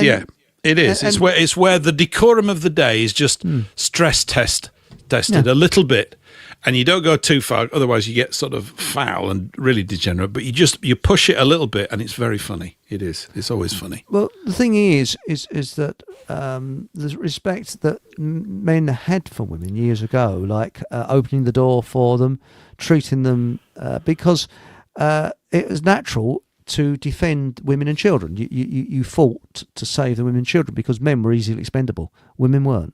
And that's, you go back to the most primitive tribes, they always look after their women and children. So if there's another tribe attacking, the men will go out and defend themselves because men are expendable. Women are not. And this is the thing. And, my mother was saying, when she was younger, she liked it, men opening doors for them, seats and all that sort of thing, being treated as a woman. With totally now, it's sit down there, and it's awful. It's a horrible situation. And also men. Well, if you see the size as well of some of the women, Eric, it'd be very difficult. I don't think there are any doors big enough to even let them pass through, some of the size of them. So, but of course, the same goes for some of the blokes as well. The size like beached whales. Some of these people, it's ridiculous. Anyway, they're there to be picked upon. I mean, we can't even have a conversation like this, can we? Are we being hateful or something? Is that what we're being right now? Oh, they call it hate speech or something like that. But no, the thing is, I like people and I respect people everywhere, and I want people to keep their cultures. I want people to be happy. And my attitude is, I like to make people laugh, and I don't give a damn whether they're laughing at me or with me, as long as they're laughing. Because when people are laughing, that's like a cat purring or a healing thing that comes across. And the left is absolutely obsessed with hate and obsessed with making people feel uncomfortable and uneasy. And it's a bit like at the beginning of this show, I cracked what actually happened. That was what happened in that loo. But the fact of the matter is that a chap came along who joined the office, was all laughing and joking, who was politically correct, a Canadian, and within a couple of days, nobody was cracking jokes. Everybody's serious because of this one politically correct person who didn't have a sense of humour. I mean, have you found this where you've worked or where you've been, where you just get one come along without a sense of humour, who's politically correct, everything goes to pot? And it's one. Where I work, we have a joke group on Yammer, but you have to pick and choose what jokes you put on there. So you can take some of the jokes I post with yourself, those sort of things like arms dealers, things like that. But things like that, you can get away with things like that. But if I put anything sex related or I don't know, anything below the belt, as it were, that'd be a sackable offence. Really? Yeah, That's terrible. But well, can't you say what you want? I mean, for example, Paul Mohammed said, domestic violence is the #1 crime that the police respond to. I didn't know that. It's interesting. I didn't know we had a police force. I didn't think we got one anymore. No, They because send. Well, we don't have one. No, because they're there to make a profit. They're actually a profit-making organisation, aren't they? They're there to make a profit. Is it something that the taxpayer pays for, the police force? I understand it is. Yeah, but we're not getting value for money, are we? We're not getting anything. Not getting anything. No. We no, pay nothing for at all, them, and then they don't come to our rescue. They cause you more trouble. Yeah. And you can see. I mean, I saw that clip of those people bouncing around in a cop car yesterday outside of some. Do you see that? There was some clip. I don't know. Some young kids somewhere in London. They'd done a sort of clothing thing. There was a police car there. It all got slightly out of hand, and the police car was open. So one lad went in, picked up a police jacket, one of those big yellow things, put his hat on, got on the roof. They're jumping up and down on the roof, and I thought that's completely understandable. No one, there's zero respect for the police because it's been designed to become a disreputable, feeble force, which is what it is. It's feeble.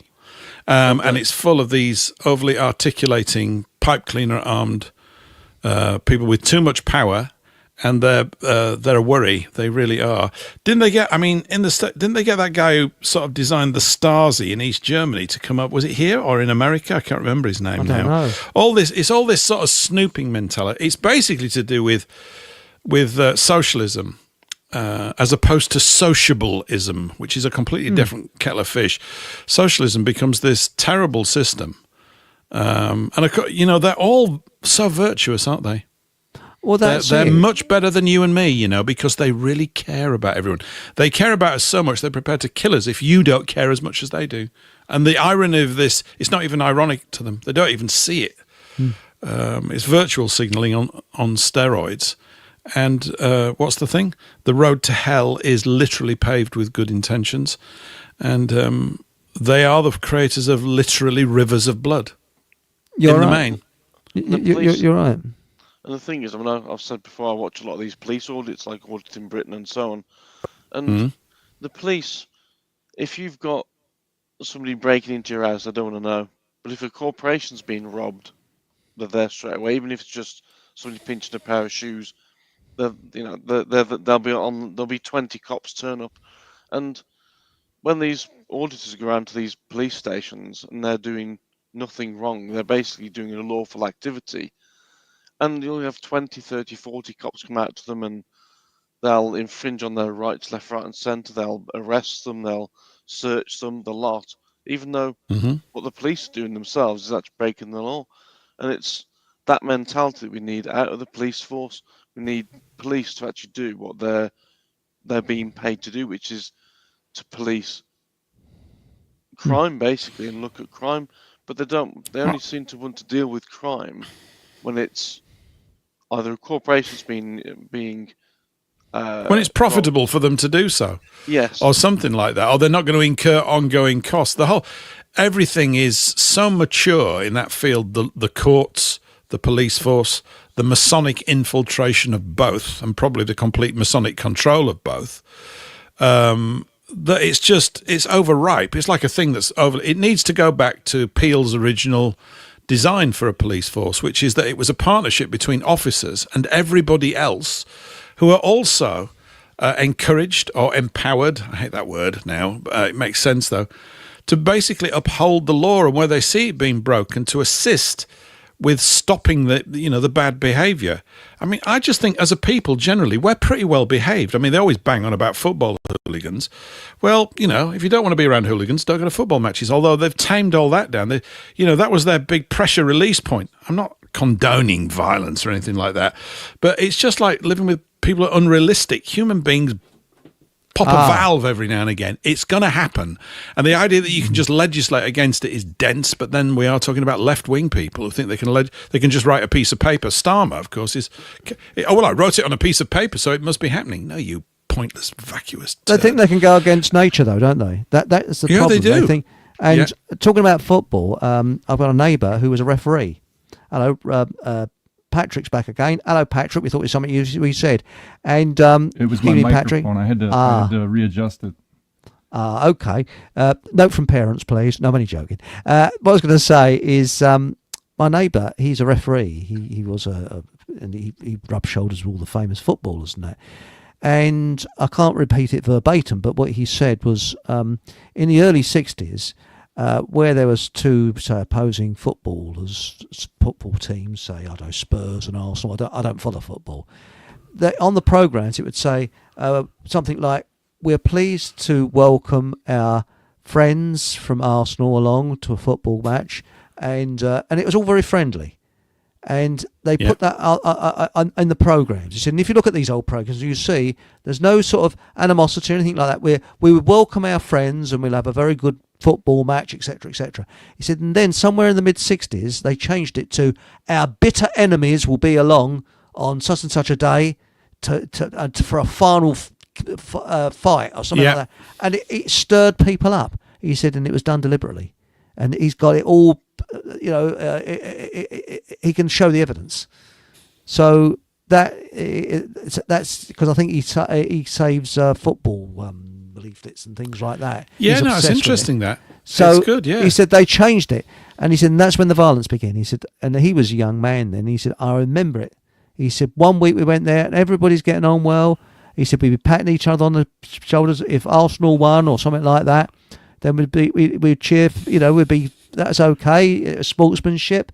They played a very good match and, we lost.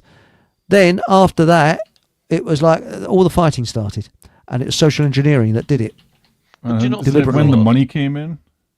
And possibly when the money, that's a good point, yes. But do you not think that a lot of the violence that comes in football is down to them drinking excessively? I mean, I can remember years ago they used to have football specials on where they'd send I don't know if there's any football fans in the audience, but scumbags would go on their own separate trains, for example, and which was brilliant.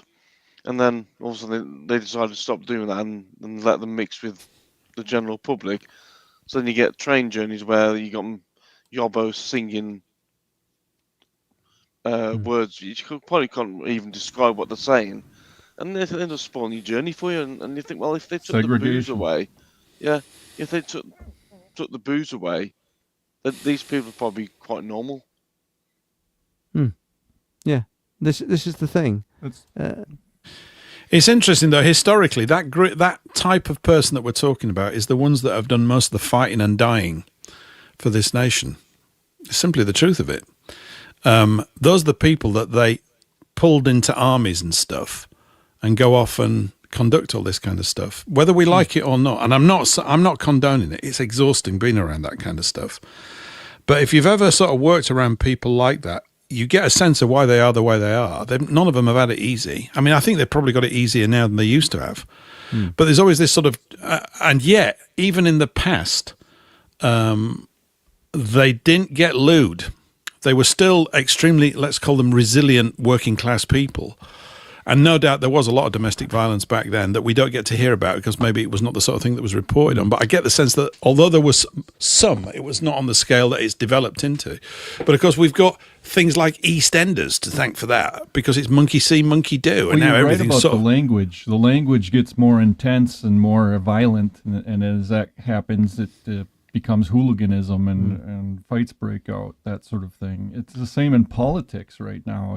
I don't know if you pay attention to the politics here in America, but you have speeches from prominent people who are high up in the government, and they're throwing out F-bombs. They don't care about censoring their language to be polite or just it's just crude language, and it's hostile. And it's not going to be. It's not good. It leads to that sort of thing where you have violence break out because once you can't talk something over, what do you have left? You just have violence. It just breaks out into fist fights and that sort of thing when you can't talk in a civil way. I and agree. That's part of the problem. Did you see Elon Musk when he was with Trump dressed as if he'd just been through a local charity shop. And a his T-shirt. son. Yes, a T-shirt, a baseball cap indoors. Now, I was always told you should never wear your hat indoors. You always take it off. It's impolite to keep your hat on. And a T-shirt and some long jacket on. He looked as if he'd just been cleaning out the sewers. Now, surely if you're going to meet the President of the United States, you're going to dress a bit smart. Well, did you see his 4-year-old son? Did you hear what he was saying to No. Trump? Really? Oh, he said what's that? his little 4-year-old son is picking his nose and wiping it on the desk. Oh, my God. And then he's telling Trump, "You're not the president. Get out of here." What a charming little child, I don't think. I mean, I Maybe remember he knows I'm old something enough. that the rest of us don't know. Well, you, Paul, and So myself, we're old enough. Conversations behind the scenes that Musk. But we're both, Paul and I think, are old enough to remember where men didn't swear in front of ladies, and if they did, they'd apologise. And that wasn't that long ago. No, You it didn't wasn't swear that in front of a lady. You didn't use F No, words. you or allowed anything her like to that. swear first. Is that what you mean? Yes, and pick her nose first. But I mean, my dad, he was obsessed about not swearing. He hated swearing because he heard it in the army, and he drummed it so I could never swear or use an F word or anything like that. I made up for it though in my adult life. But no, I never heard my father swear. He never swore at all. And it might have been similar with your dad. He might not have sworn. All my uncles, they were very well mannered. They'd come out of the Navy and stuff, but they didn't. Even when we used to go to see Leeds United when I was a little lad, the language, I don't remember it being particularly nasty. There were lots of bloody L's, but that was about as far as it got. Ref, bloody hell, ref, that was about it. That was it, yeah. There was no effing and blinding and stuff like that. It's like because the other team didn't turn up. Yeah, probably. No, Leeds were a lovely, friendly team. It was a friendly ground. Always look forward to a nice, thoroughly good competition. I didn't even know that they had this reputation when I was a kid. I had no idea. I remember my dad told me once that a bloke, this is just one of those little things that I never forget as a kid.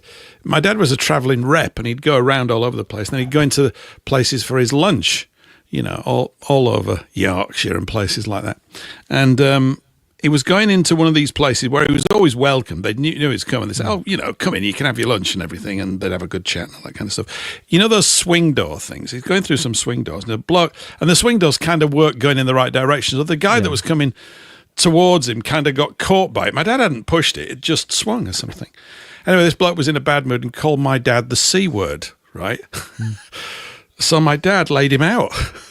It's just... You don't use language like that around me, lad. And that was it. Just whacked him. Yeah.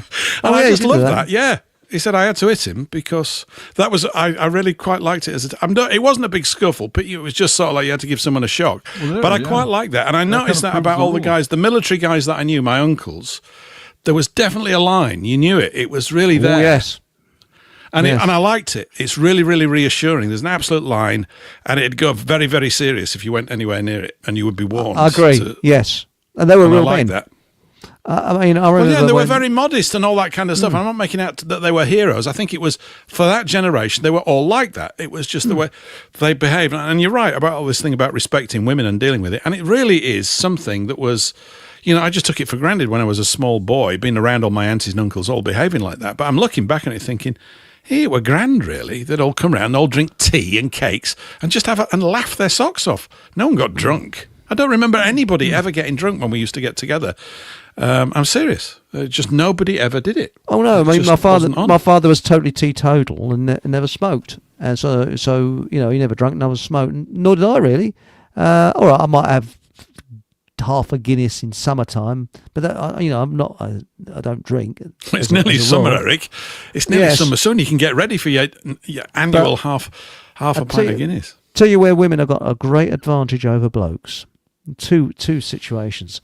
One, sales reps. Now, when you're sort of designing and that, you get a lot of sales reps come along, and they always aim for the contract blokes because they know that contract bloke will go through probably more contracts or more projects in a year than most people would in a lifetime. So they're going to get more sales. So, and these firms that are clever always send a dishy woman along.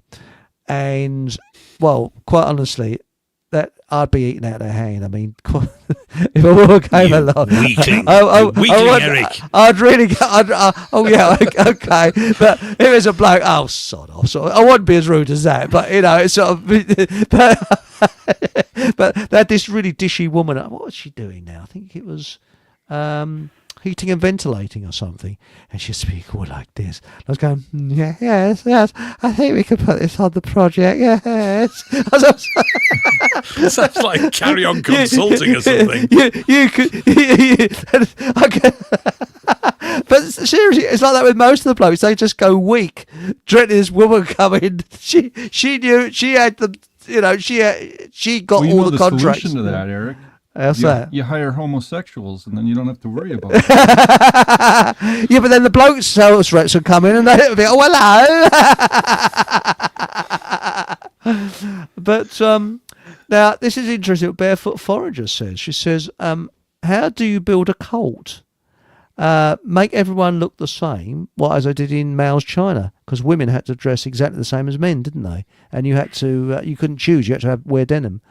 Make women less sacred and men less protective. Yes, but if you go along to a lot of these truth movements, they are cults. Seriously, very much cults, because the way the cult works is you get a leader and everybody follows the leader, and whatever the leader says, the cult." Everybody gets hive minds. They were like the wolf packs, and that's it. And I think, although it depends on what one you go to, because I've noticed that a lot of these truth groups, they're very different depending on what areas you go to. Some are awful, some are good, and there's nothing much in between, But I thought I mentioned as we were talking about the police earlier on, I was talking about the auditors. I was going to post a link to an audit I watched, a chap called Absolute Audits. And he went around with a police officer in Norfolk or Suffolk, and this police officer was how we'd see policing years ago, where the Bobby on the beat walking around the town knew everybody knew him. They'd come and speak to him, and he'd speak to them, and it was absolutely fantastic. And I think why aren't the police sort of trying to strive to be like this particular guy? And I was going to pop it in the chat and for people to watch at a later point if they want. Yeah, well, this is it. But I actually think everything by the government is a PR exercise, because they've got the best PR that our money can pay for. The NHS, PR runs on PR. Police runs on PR. People say, oh yes, they'll see a film, or they'll say a documentary on television. I don't know, because I haven't got a telly. But I remember when I did have a television, there's always showing these other police dramas, or showing you how marvellous police were. There's PC here, PC plonker, driving along in his car. Oh, look, there's somebody doing 1 mile an hour over the speed limit. We better stop him, and all that sort of stuff. But Mark Anthony said, I've had it where I work. I used to be a good place to work. Lots of laughter and banter, but due to political correctness, people are scared to have a laugh in case they upset somebody. Have you found this? Do you find this, Patrick? Yeah, I've seen it and experienced it. It's like, well, you just avoid those people, but it's still, you then have to go to lunch and meet with them in the lunchroom, and yeah, I don't like it one bit. Yeah, I don't like it one bit. This is what that place where I was talking about, where we worked with the Phantom parlour used to go into the loo. We had, give you an example. It sounds like the beginning of a joke. We had a German chap, a Jewish chap, and all different nationalities working there. And it's a lot of pressure when you've got to design something. You've only got a certain amount of time to design it in. But the release valve is humour. And it was at the time when Hello Hello was on television. Did you get Hello Hello in America? Well, what it was about the French Resistance, but a comedy about the French Resistance. And it was tongue-in-cheek, and it was bloody good. It really was. And there was a French Resistance woman that said the same line every week. Listen very carefully. I'll only say this once. Well, this German chap who worked in the office. He loved the show. He had a terrific sense of humour. So we was goose-stepping around the office doing salutes and just laughing and pranking around. Nobody was hurt. And, a Jewish bloke, he was laughing along with it. It was really funny. And then politically correct, whatever his name was, who was a Canadian, came in. And it's just his presence in that office that stopped everybody. Humorless. Yeah, completely humorless.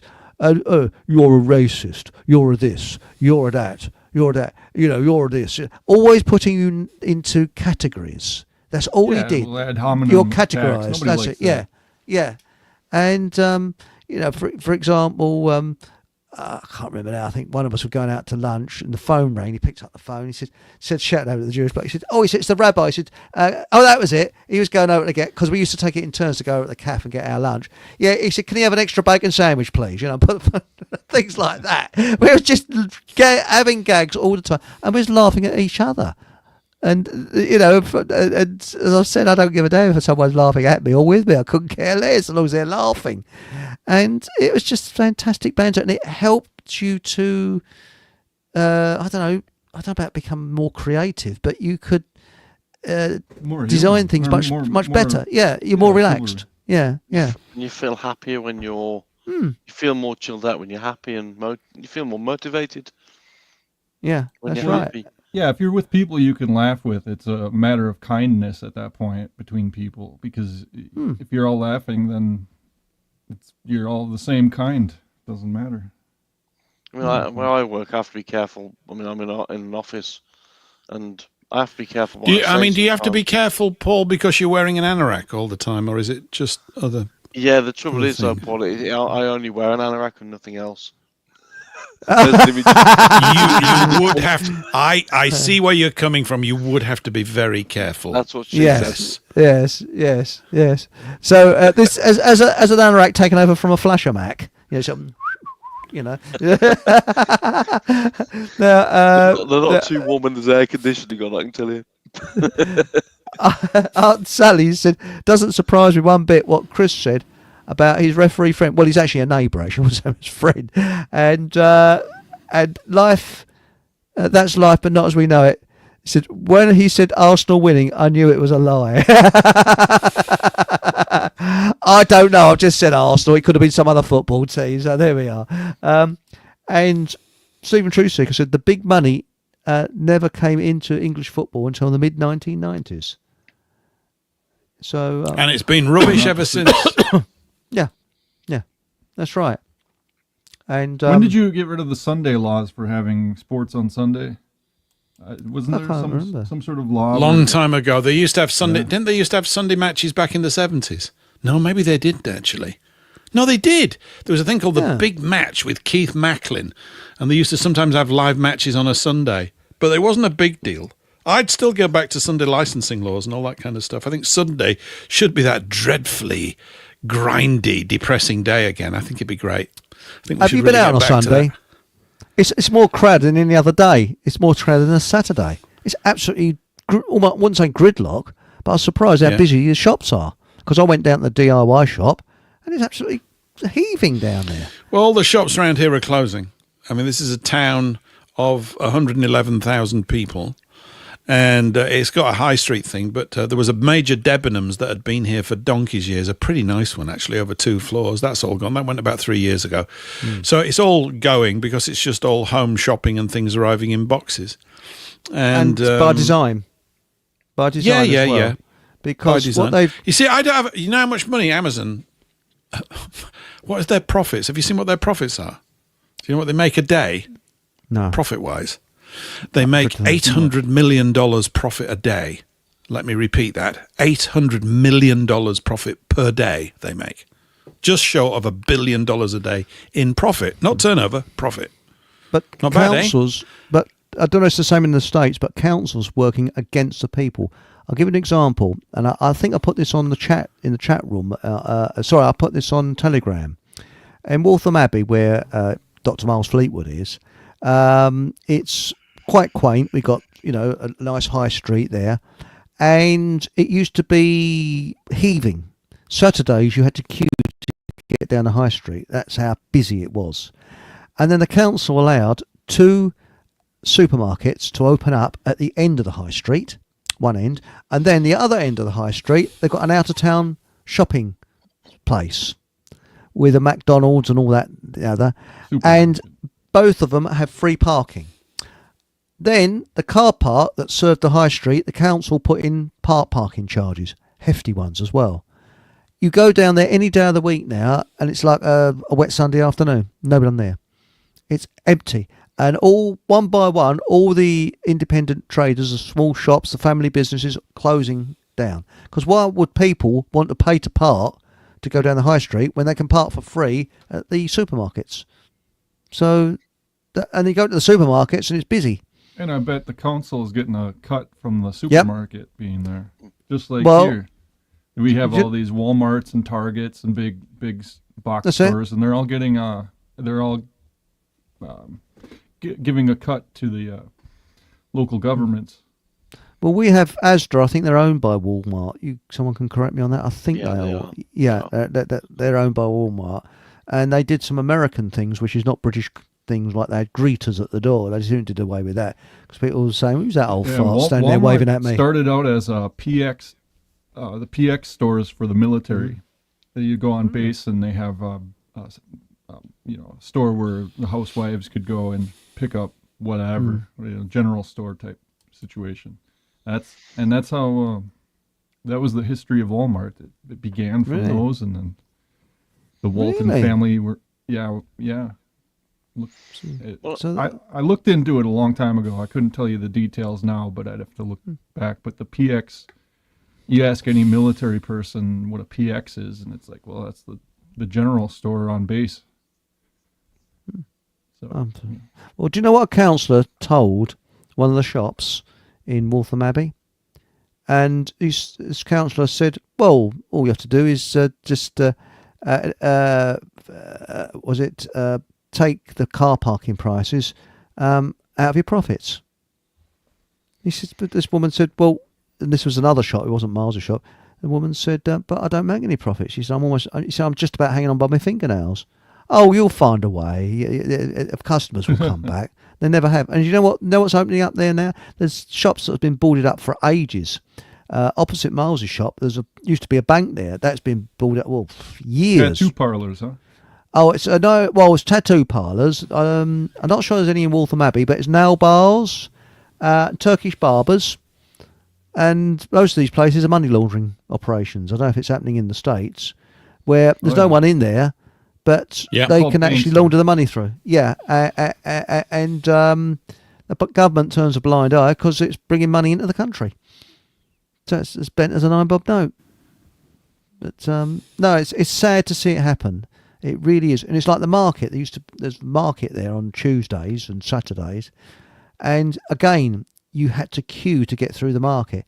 Now it's like a very bad car boot sale. It's dreadful. It's pathetic. It really is. Is that happening in your neck of the woods? Anybody, you know? Well, I was going to refer mine to the railway world, and I don't know if there's anybody on here from the Merseyside area, but you were saying about the supermarkets and so on. It works the same with the railways. So the Merseyrail ordered a load of brand new trains to replace some 50-year-old units they got previously, and these units the old units were all in 3-car sets. So if they ran them at peak times, it'd be 6 cars altogether.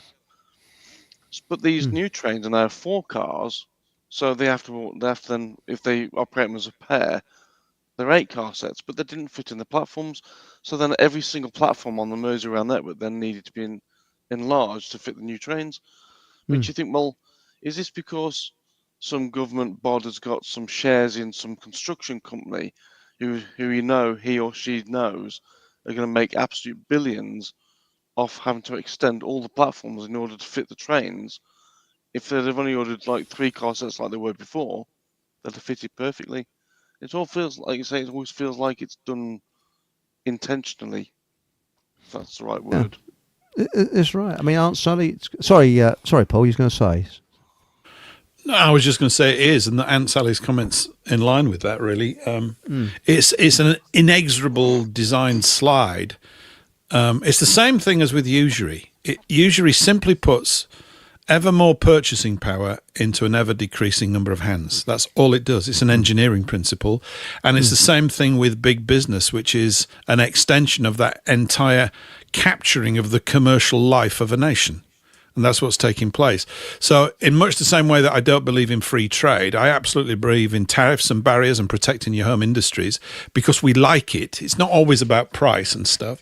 What's happened is that we've been reduced down to this level, and the vast majority of people will always do this, of just going for the cheapest or whatever they can get because the whole culture is driven that way. And once they've got you paying less for goods, they go, oh, by our calculations now, the average family's got to spare 80 quid a month floating around its account. How can we get that out of them? That's how it's done. It's so that people's purses are literally exhausted and they've got no wriggle room. So the idea of being able to build anything economically in your life is completely not possible. And it is, of course, this control grid that they're putting in place is effective. It's like a gilded cage now. We've got a house. But by the way, when you die, the government will take it off you. You can't actually bequeath it or leave it to your offspring. And anyway, you haven't got any offspring anyway because you couldn't afford to have them during life because we made sure of that as well. So the whole thing is an asphyxiation of every aspect of life. Relationships, commercial activities, pride, workmanship in things. And that's why it needs to be protected. And it's because they say free markets reign supreme. I don't care. I'm not in the slightest bit interested in all this economic gobbledygook. It's gibberish because the focus is not on the quality of life. It's always on the economy. Well, who's really interested in the economy? Big business and banks. We don't care. Spot I just on. want good food. You know, we actually don't care, but we don't have a voice. It's why we do need, the Mary Whitehouse thing. We need a consumer pressure group, and we need something that would attract huge numbers of people into it on these really basic questions about how are you supposed to thrive? Why are we always being persuaded that we have got to pay? And of course, the truth is that we pay for their mistakes because everything they do is a mistake. Nothing is in line with actually getting us healthier. And I think it's to do with I think technology's had a massive impact. I don't mean just in terms of the fact that we've got the internet and all these sorts of other things and the AI's rolled up. I mean, because you've got mass production, I think many of these sorts of control mechanisms that they had before in the past, which were based on scarcity, actual scarcity. You had to be much more careful 500 or 600 years ago to control your crops because you didn't have the storage facilities and things. Your life was a much more hair trigger experience. That's how people were naturally controlled because we weren't in charge of nature, as it were, or controlling and storing things to the degree that we are now. We've actually solved nearly all the problems probably about 140 years ago. Late 1800s. Seriously. There's plenty of food, there's plenty of transport, there's plenty of clothing. It's all crap. But now men and their wives have to go out and work and can't have any children. This is obviously an artificially created situation. It's nonsense. And the media pound into it. Oh, there's a lack of this. Oh, there's too much carbon. There's too much. It's all of it complete horse shit from start to finish. And all of it is to keep us distracted in that condition of mild to exceeding fear and anxiety levels. And they can get away with murder. And then they can put an idiot in. He's not even an idiot, but this guy's had a complete personality bypass and he's a complete ideologue, the farmer harmer Starmer, who's just he's just a mouthpiece for a system. He's not really a human being. He doesn't relate. He thinks he does, but he doesn't. We're not interested in their hobby, and that's what it is. And it's hobby that they've been able to fund at our expense. I agree. And we so I know we know what the solutions are. The big question is how are there changes in our behavior that would begin to implement the change. Even all this AI stuff and Musk coming out with all this stuff and it's going to transform this and that. I don't want it transformed. I'm not interested. Oh, you're a Luddite, are you? Yep, I'm a neo-Luddite. I think happiness is what we're aiming for. But I mean, yes, please. How about a bit of that? That's never on the economic sheet. Well, that's right. I mean, when you look at, for example, what Aunt Sally said here. Now, I get it. I'll leave it up there because it's a very valid point. Now, going back to Waltham Abbey again. Now, Miles, who I'm hoping to get on the show soon, he's hanging on. He's not finding it easy. Now, what he sells in where it comes with vitamins and things like that, are good quality vitamins. But you can go down to the supermarket and buy crap for a fraction of the price. And he gets people coming in saying, why should I pay all that for that vitamin there? Well, I can get it down the supermarket. So his response is generally, well, if you want to buy sweets, just go down there, because that's all you're buying is sweets. Because when you look into what they're selling in the supermarkets, you might be able to buy, let's say, for example, vitamin C. Now, vitamin C you can buy almost anywhere. The vitamin C in supermarkets isn't vitamin C. It's artificial crap, basically, which they pump out very, very cheaply. You can get probably a box of vitamin C for £1 or something. But it'll do absolutely sod all for you. And people take that and saying, oh, this alternative or this natural medicine is doing me no good. But you go to Miles's place and you'll pay quite a lot more for really good quality, and you will notice the difference. It really does the trick. But the trouble is, people are conditioned into getting the cheapest and cheapest and cheapest when it doesn't work. And for example, if you get the NHS apparently supply medicines that are supposed to be like vitamin C and things like that.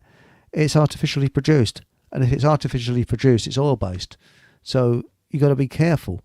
The stuff that I get from him is natural plant based, and it's all natural stuff. It's not oil based, and that is the big difference.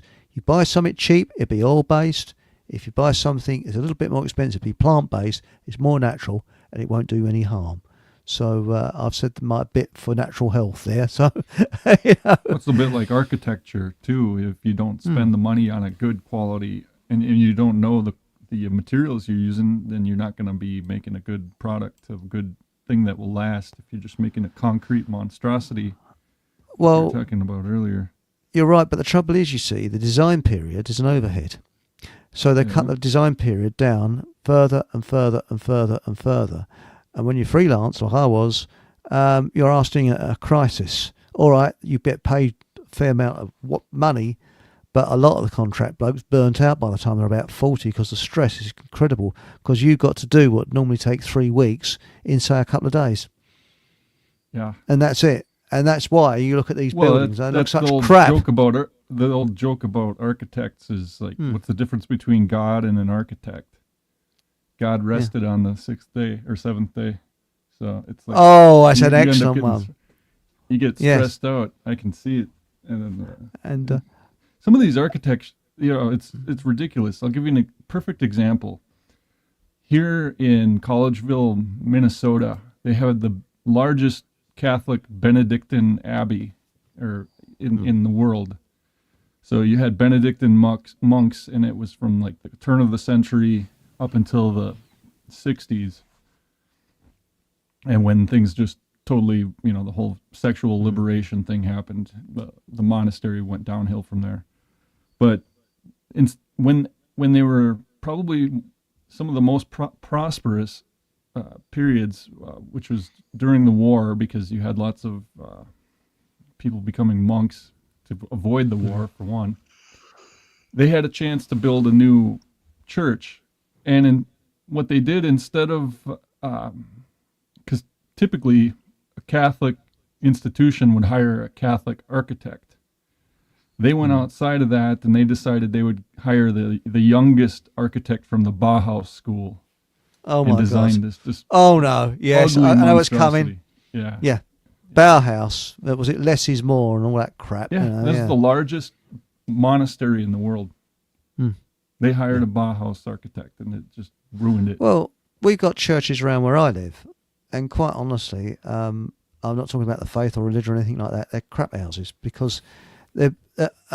To me, a church is a spiritual place, and you should bear that in mind with the design. You should go in there, and it should be a peaceful...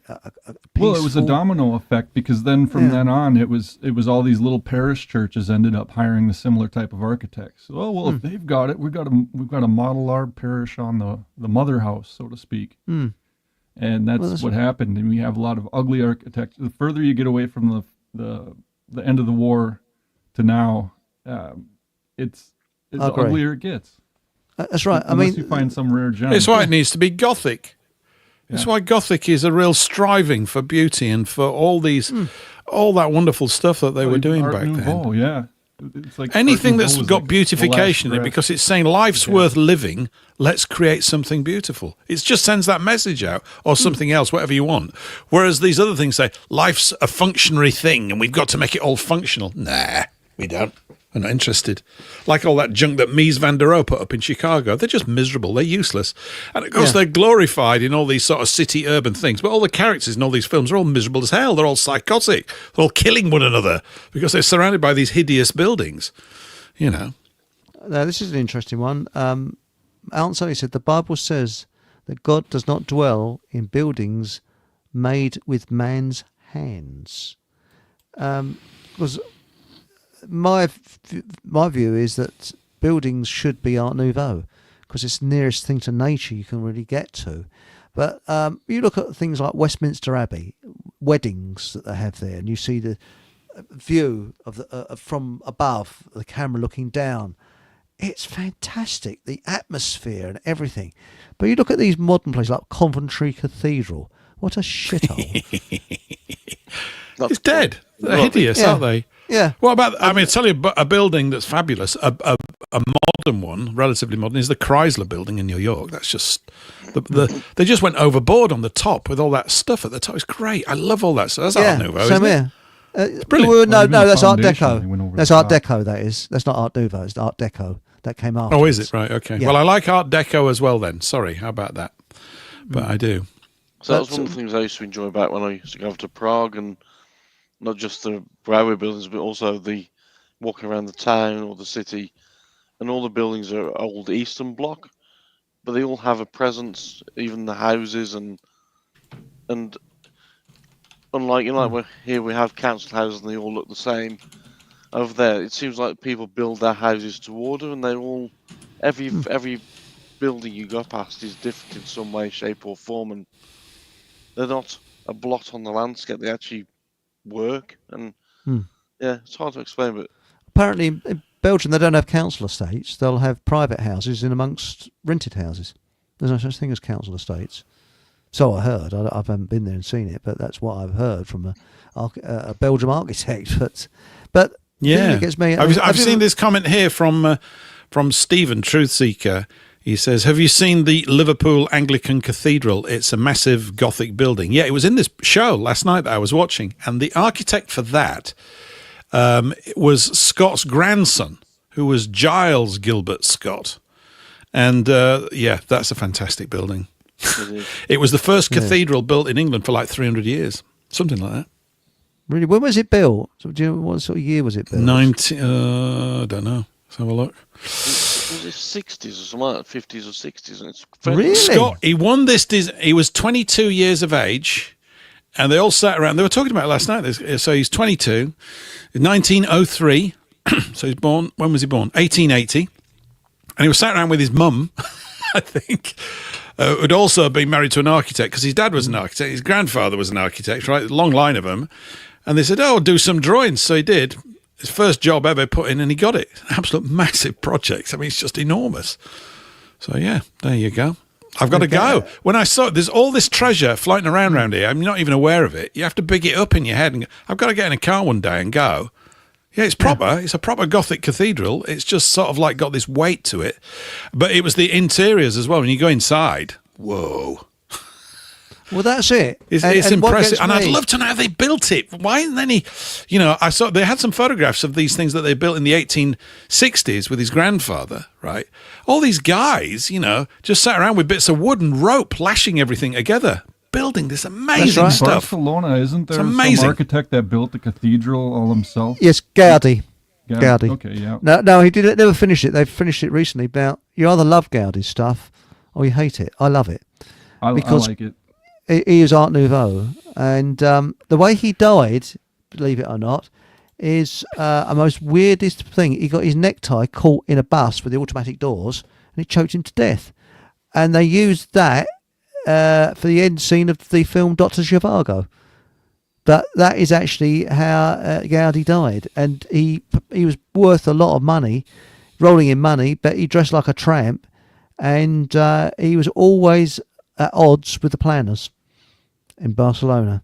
But you look at some of the work he did. It's just please put it on a search engine. I won't recommend Google or anything like that. I'd recommend Neandex.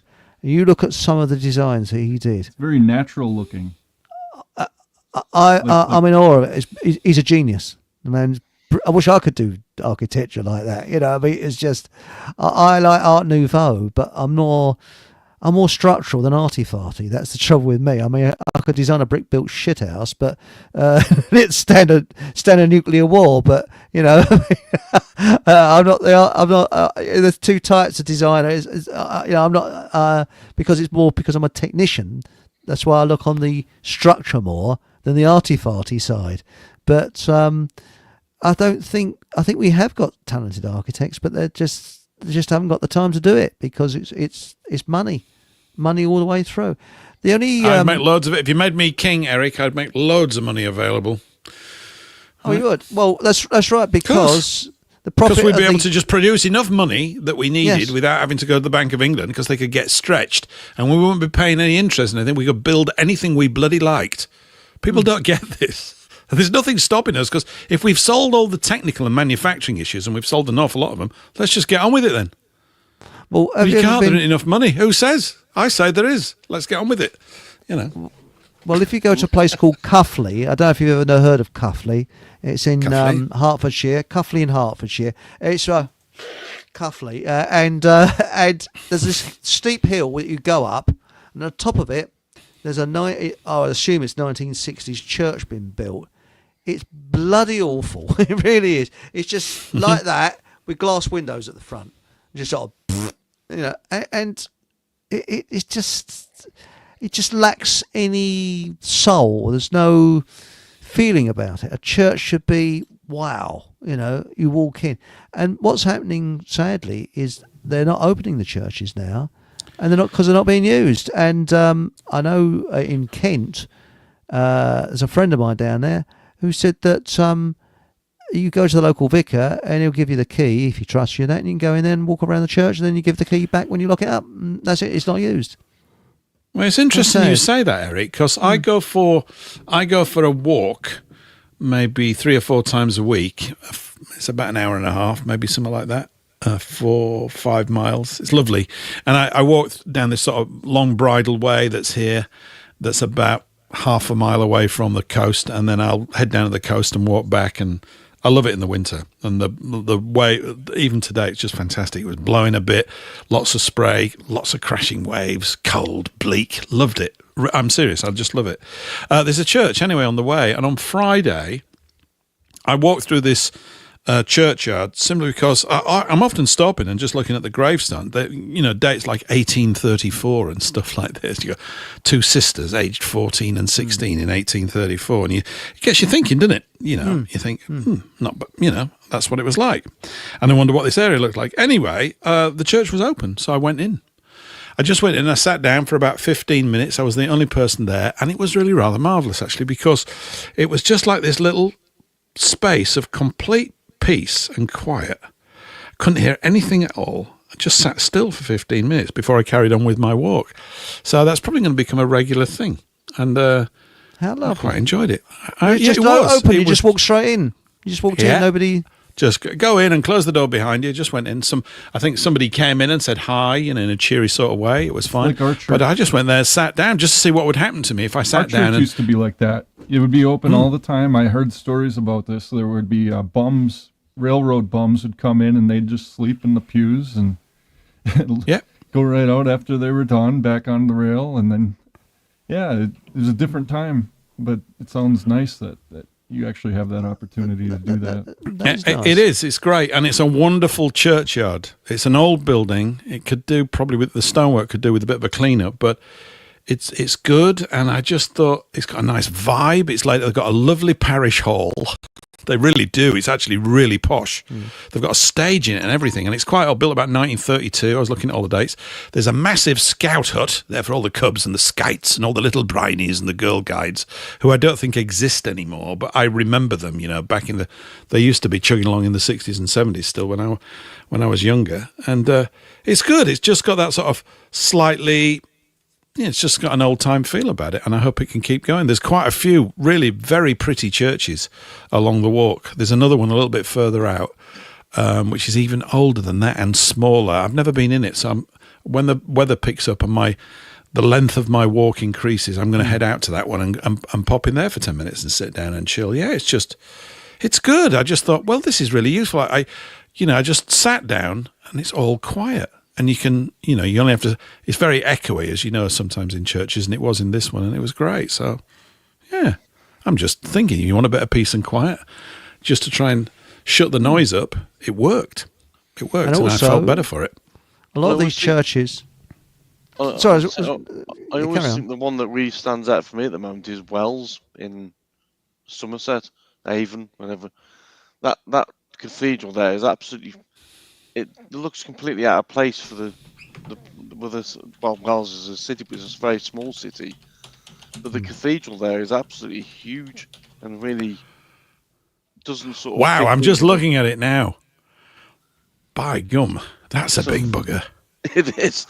It's probably... Bloody hell, that's amazing. Yeah, well... That is amazing. That's stunning. Oh, I've got to get over to that one. Inspiring pilgrims for nearly 850 years. Now, if I walked over there, I'm gonna wear my legs out. It's quite a journey for me, but that's amazing. Yeah, well, I need to go over to Canterbury as well. It's just in Kent.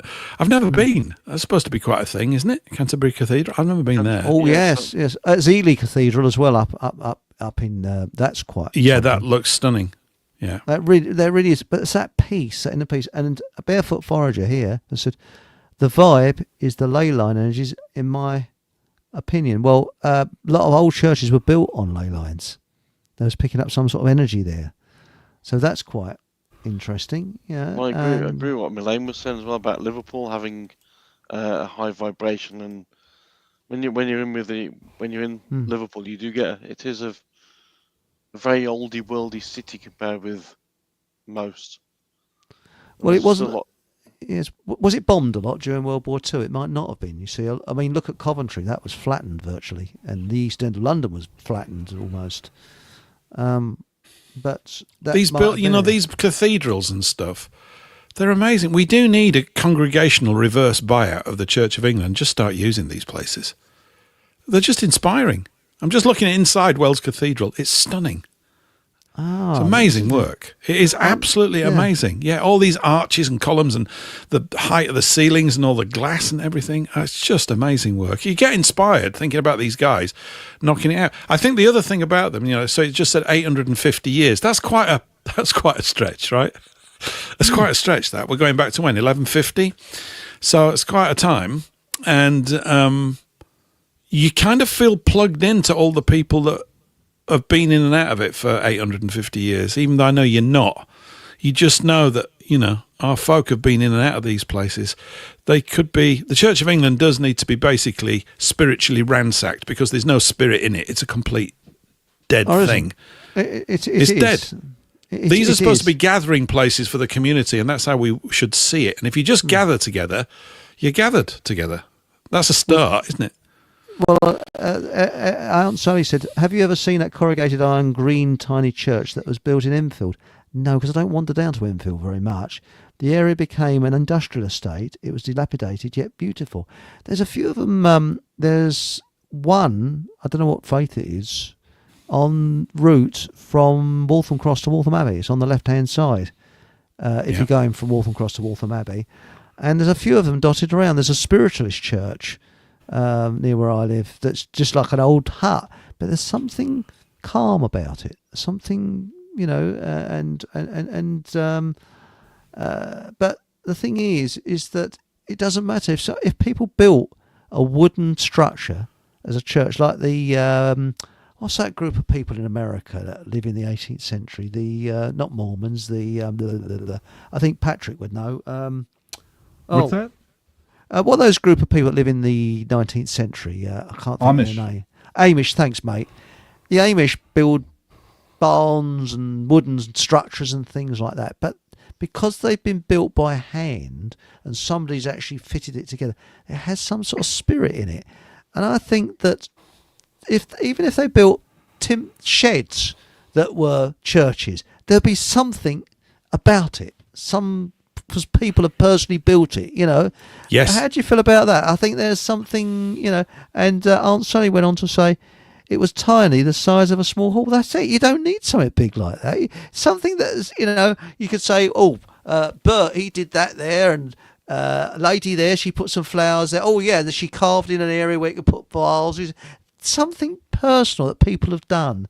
Yes. I love that sort of thing. I really do. I think we need more of that, and not less of it. And it's sad that that's all been lost. I mean, for example, hospitals. I try and avoid them like the plague. But I took my mother many, many years ago to a place called Hertford Hospital, and that was built, I think, in 1840 or 20s. It was incredible inside. And the original doors, everything was original there. Unfortunately, they've gutted the inside and made it all modern inside. So you've just got the facade that is the original, and the rest of it inside is all going. Why? It's ruined it, And as Aunt Sally said, that sounds like it, Chris. It was on the way to Enfield from Loughton. Yeah, I never really go down that area. But the thing is, we need something that is more personal in life, that's handmade, and I think churches should be built like in the old traditional ways. I mean, how do you feel about that? The traditional sort of churches. Maybe I'll build them on the end of my garden. Maybe we should just have a mass, personal, local parish church building. Just build one. Everybody starts to build there's a lot of reasons for becoming a church, Yeah. Maybe we just all become churches. I'm serious. Yes. Why not? Well, It's something about it. Doesn't have to be logical. It's got to be of the gut, of the heart. Yes. Something's required. Forget what you think about the history of the church. It's full of crap, but it's also full of amazing people as well. So, it's like anything else that you look at. But yeah, we could do with a proper one. It'd be great to have a proper one over it. Using churches as community halls where people gather together and just meet and have a chin wag like the pubs used to be, that sort of thing. That's what someone tried to start, I think, somewhere up north many, many years ago. I'm going back, 20-odd years. I saw a documentary about this vicar who said, look, I don't give a damn what a person's faith is, but we've got to get people together to speak and to talk and to communicate and laugh and things like that. And he wanted to open it up as like a sort of, like as you were saying, like a community place. So, you'd have your religious ceremonies in there. I think it was C of E. I can't remember. No, I don't know. I can't remember what religion it was. But and it was a nice idea, but I think it went to pot because the area was a complete slum. It was somewhere up Tyneside or somewhere, an industrially deprived area. Anyway, thank you very much, gentlemen, for coming on tonight. We're coming on to the thank you, Eric. end of the show. I was just quickly mention that I know Barefoot Freud just mentioned about Wells, Glastonbury, and Avebury. Sad news from Glastonbury this weekend was the loss of Merlin. It was a local character in Glastonbury. He was actually dressed up as a wizard, and he was a really nice, friendly chap. He died over the weekend, apparently. Oh, I'm sorry to hear that. Might worth checking him out. He's a nice character, Glastonbury. Let's all wish him peace and in the other worlds. So, I hope his passing was sort of, shall I say, peaceful. And that's sad. Anyway, thanks, gents. Anything you'd like to say before we wrap the show up? I know that this Thursday you're going to have quite a controversial show on the Paul English show on Rumble. It's Paul English Live. I don't think it will be. Hopefully, it's a show of good verbal inquiry. I think there's lots. Because I'm not fully up to speed on it. I like to talk about things that I don't know a great deal about. I know a little bit about it, enough to get the ball rolling. And she's quite keen to be there. And any ladies listening now, you're more than welcome to call in and throw in your 10 penn'orth, because if it was just guys, it'd be a waste of time. So we need that input. I'm really interested. It's not the wrong word. I think it's a very compelling topic because what was that thing I was saying the other day? When Freud and his nephew Bernays arrived in America, the apocryphal tale goes, that Freud turned to Bernays and said, they don't know it, but we're bringing them the plague. And he was talking about the sexual revolution, all this crap that he made up, right, that everybody swallowed hook, line and sinker. And I think of all the blows that we've received as a civilized people, I think it's possibly the biggest, because families in harmony and unified are formidable, and they've broken it down. And there's something in this so-called empowerment of women which is nothing of the sort. They're, in my view, far less powerful than they used to be, but I want to discuss it. I mean, in fact, there's something that illustrates it horrifically today. I don't know if you'd heard this. An American tourist in Paris, aged 18, had given birth to a baby and she threw it out the window this morning. Oh, my God. Yeah. Oh, no. And the quote was that it would get in the way of her career. I read something to that effect. You're talking seriously deranged stuff going on. It's tragic and it's awful. And so that's just one horrific, awfully graphic aspect of it. The baby didn't survive, obviously. But there you go. So there's a nuttiness. And I'm reminded of that thing that Powell said, those whom the gods would destroy, they first make mad.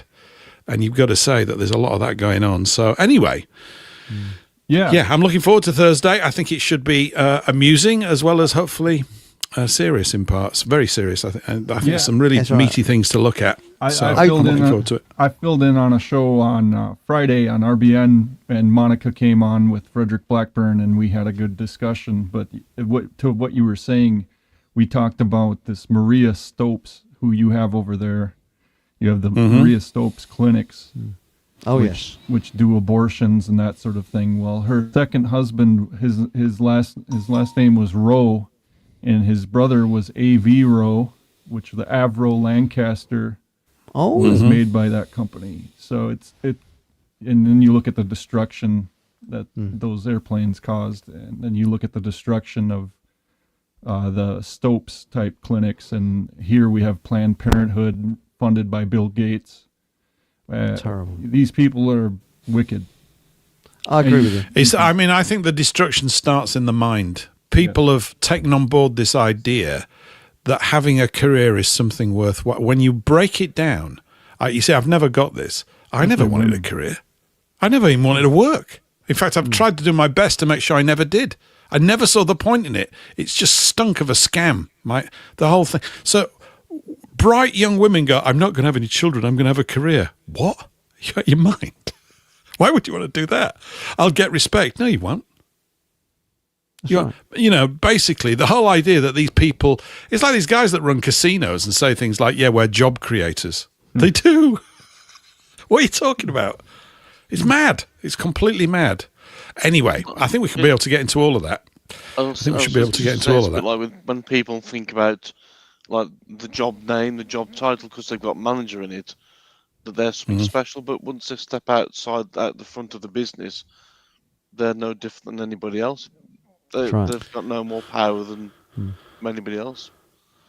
It's just a word at the end of the day. You're absolutely right. Thank you to everybody in the chat as well. Thank you for. Oh, they've been brilliant. Yeah, it's been great. Brilliant. And we're chat tonight.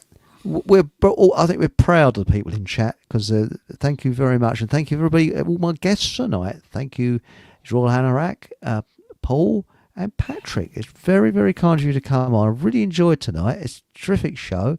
Thanks a million. And as I'm waffling now, I'm looking at because we can have a beginning and an end on this show, you see. So unlike other shows on Rumble. By the way, Rumble worked perfectly yesterday, didn't it? Have you noticed that? So, I don't know whether they sorted out the problems, but I was waiting to be kicked out the studio and it didn't happen. Dan Bongino, who's one of the head guys with Rumble, just was named like second in command at the FBI. Oh my God! Oh, I've just seen what you got here. Fuckable Zulu Outpost 1. Oh, brilliant! Thanks, Patrick. I've just seen that.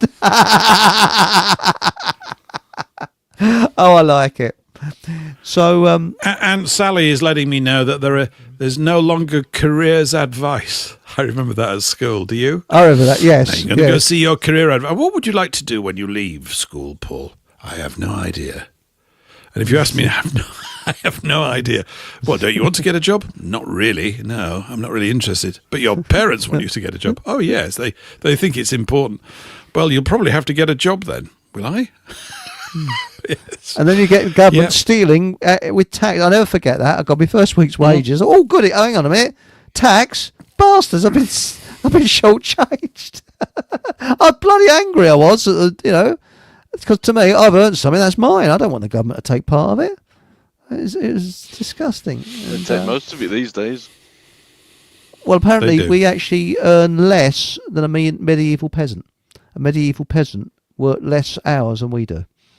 26 weeks a year they used to work. Yeah. 26 weeks a year. How about that? And there was no such thing as the Dark Ages, everyone. It's completely made up. It's complete nonsense. No such thing. That's right. And it's fun. Yeah. But do you know why they called it the Dark Ages? Because there's so many nights about. Sorry, terrible one that, isn't it? Anyway, thank you, everyone. And bomb. Remember, it's 8 o'clock. Yeah. 8 o'clock, Paul English Live this Thursday. That's UK time. That'll be about 3 o'clock. Same in the show, afternoon, different America. title. That's all it is. It's a continuation of this. So, yeah, look forward to it, Eric. Thank you very much. And whatever happens, have a bloody good laugh and good night. Thank you very much. And if you could kindly put your thumbs up, that would be very, very helpful. And if you haven't already subscribed, please do. It really does, help a lot. And if you're feeling particularly generous, you could buy me a coffee. Details are down in the description box. And of course, there's a website, all the W's, fockenhallradio.com. That's long here. And why not pop into my Telegram channel? Again, details are in the description box. And also, you could also have a look at my Facebook page as well. That's also in the description box as well. Thank you very much. And good night. Or if you're